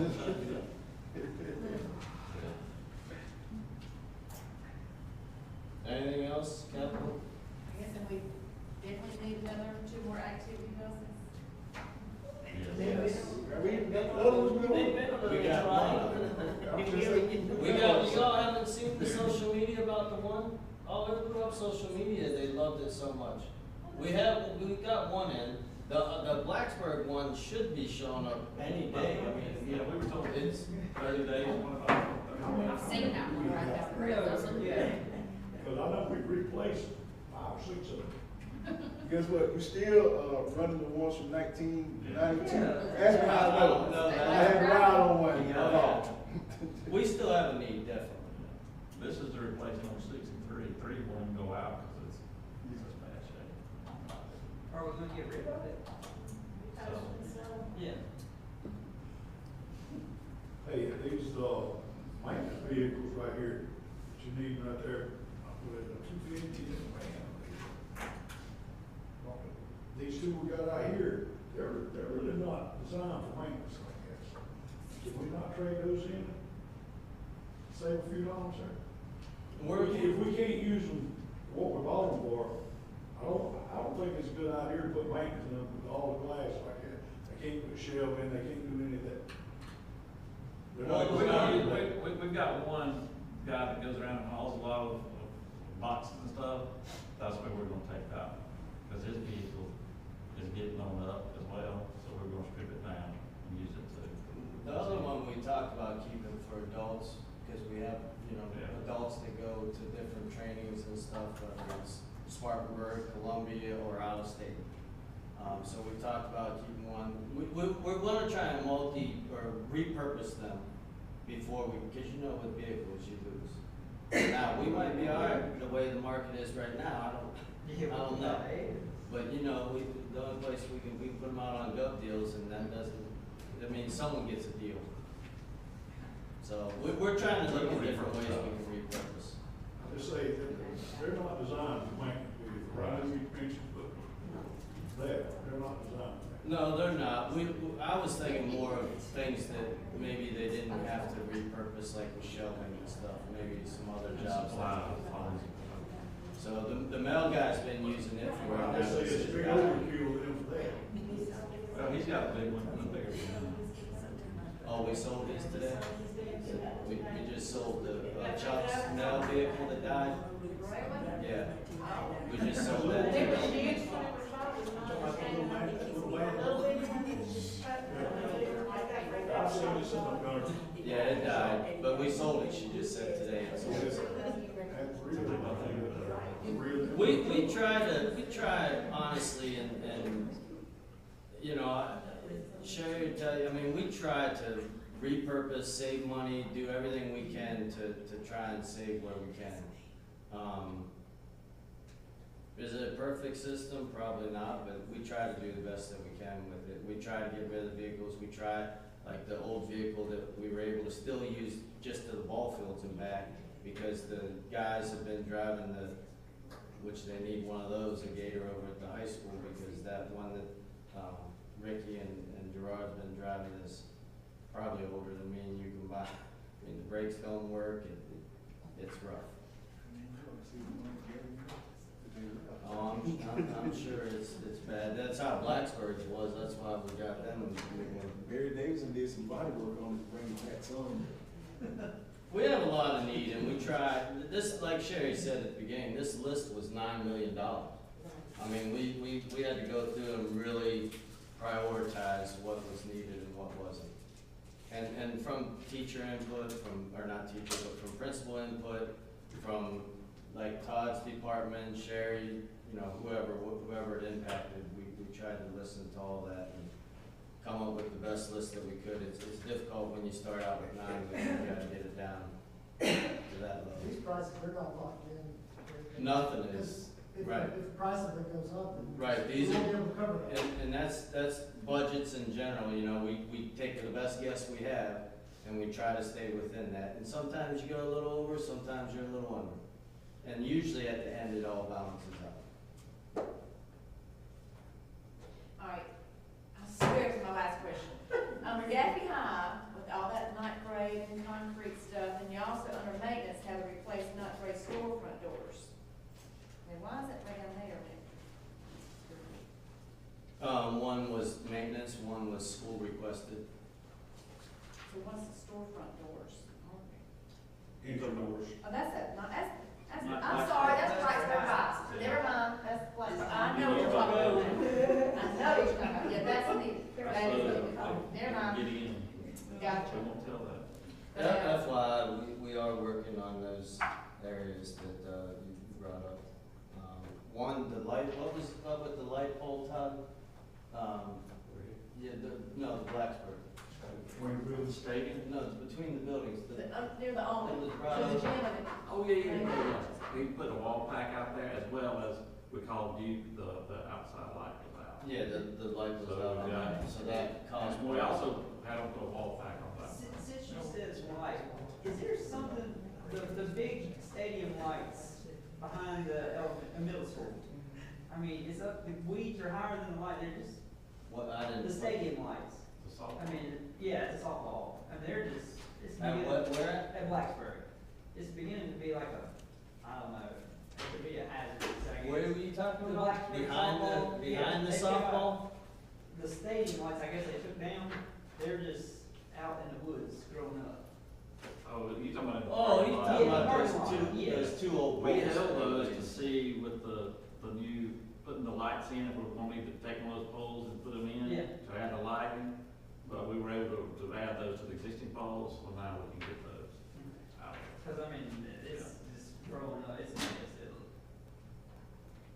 I don't know. I know what you're talking about now. Yeah.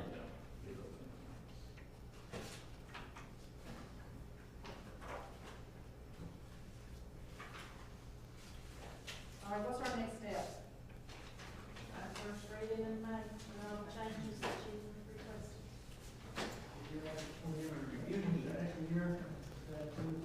Yeah, she has the extra year to run that. Don't they have to add an extra year? Yeah, we talked about that earlier.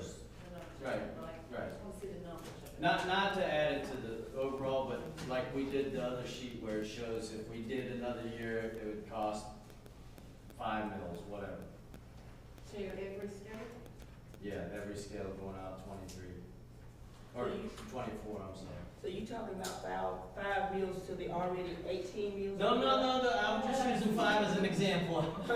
I was just saying for her purposes that we want to show But, what it would cost mill-wise if we went out to 24. But we have not got those meals included in the 18 we have we're standing at right Correct. now. So They will whatever not the be- year is additional meals.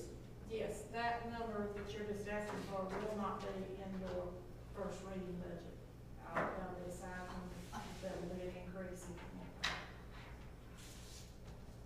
We will have it all laid out for you, so you'll be able to see how many mills are for what, and what that equals. Just like on that sheet that I gave you, we'll have it all on there. So, I'll ask you after the meeting. Because you said Ask every another time. question.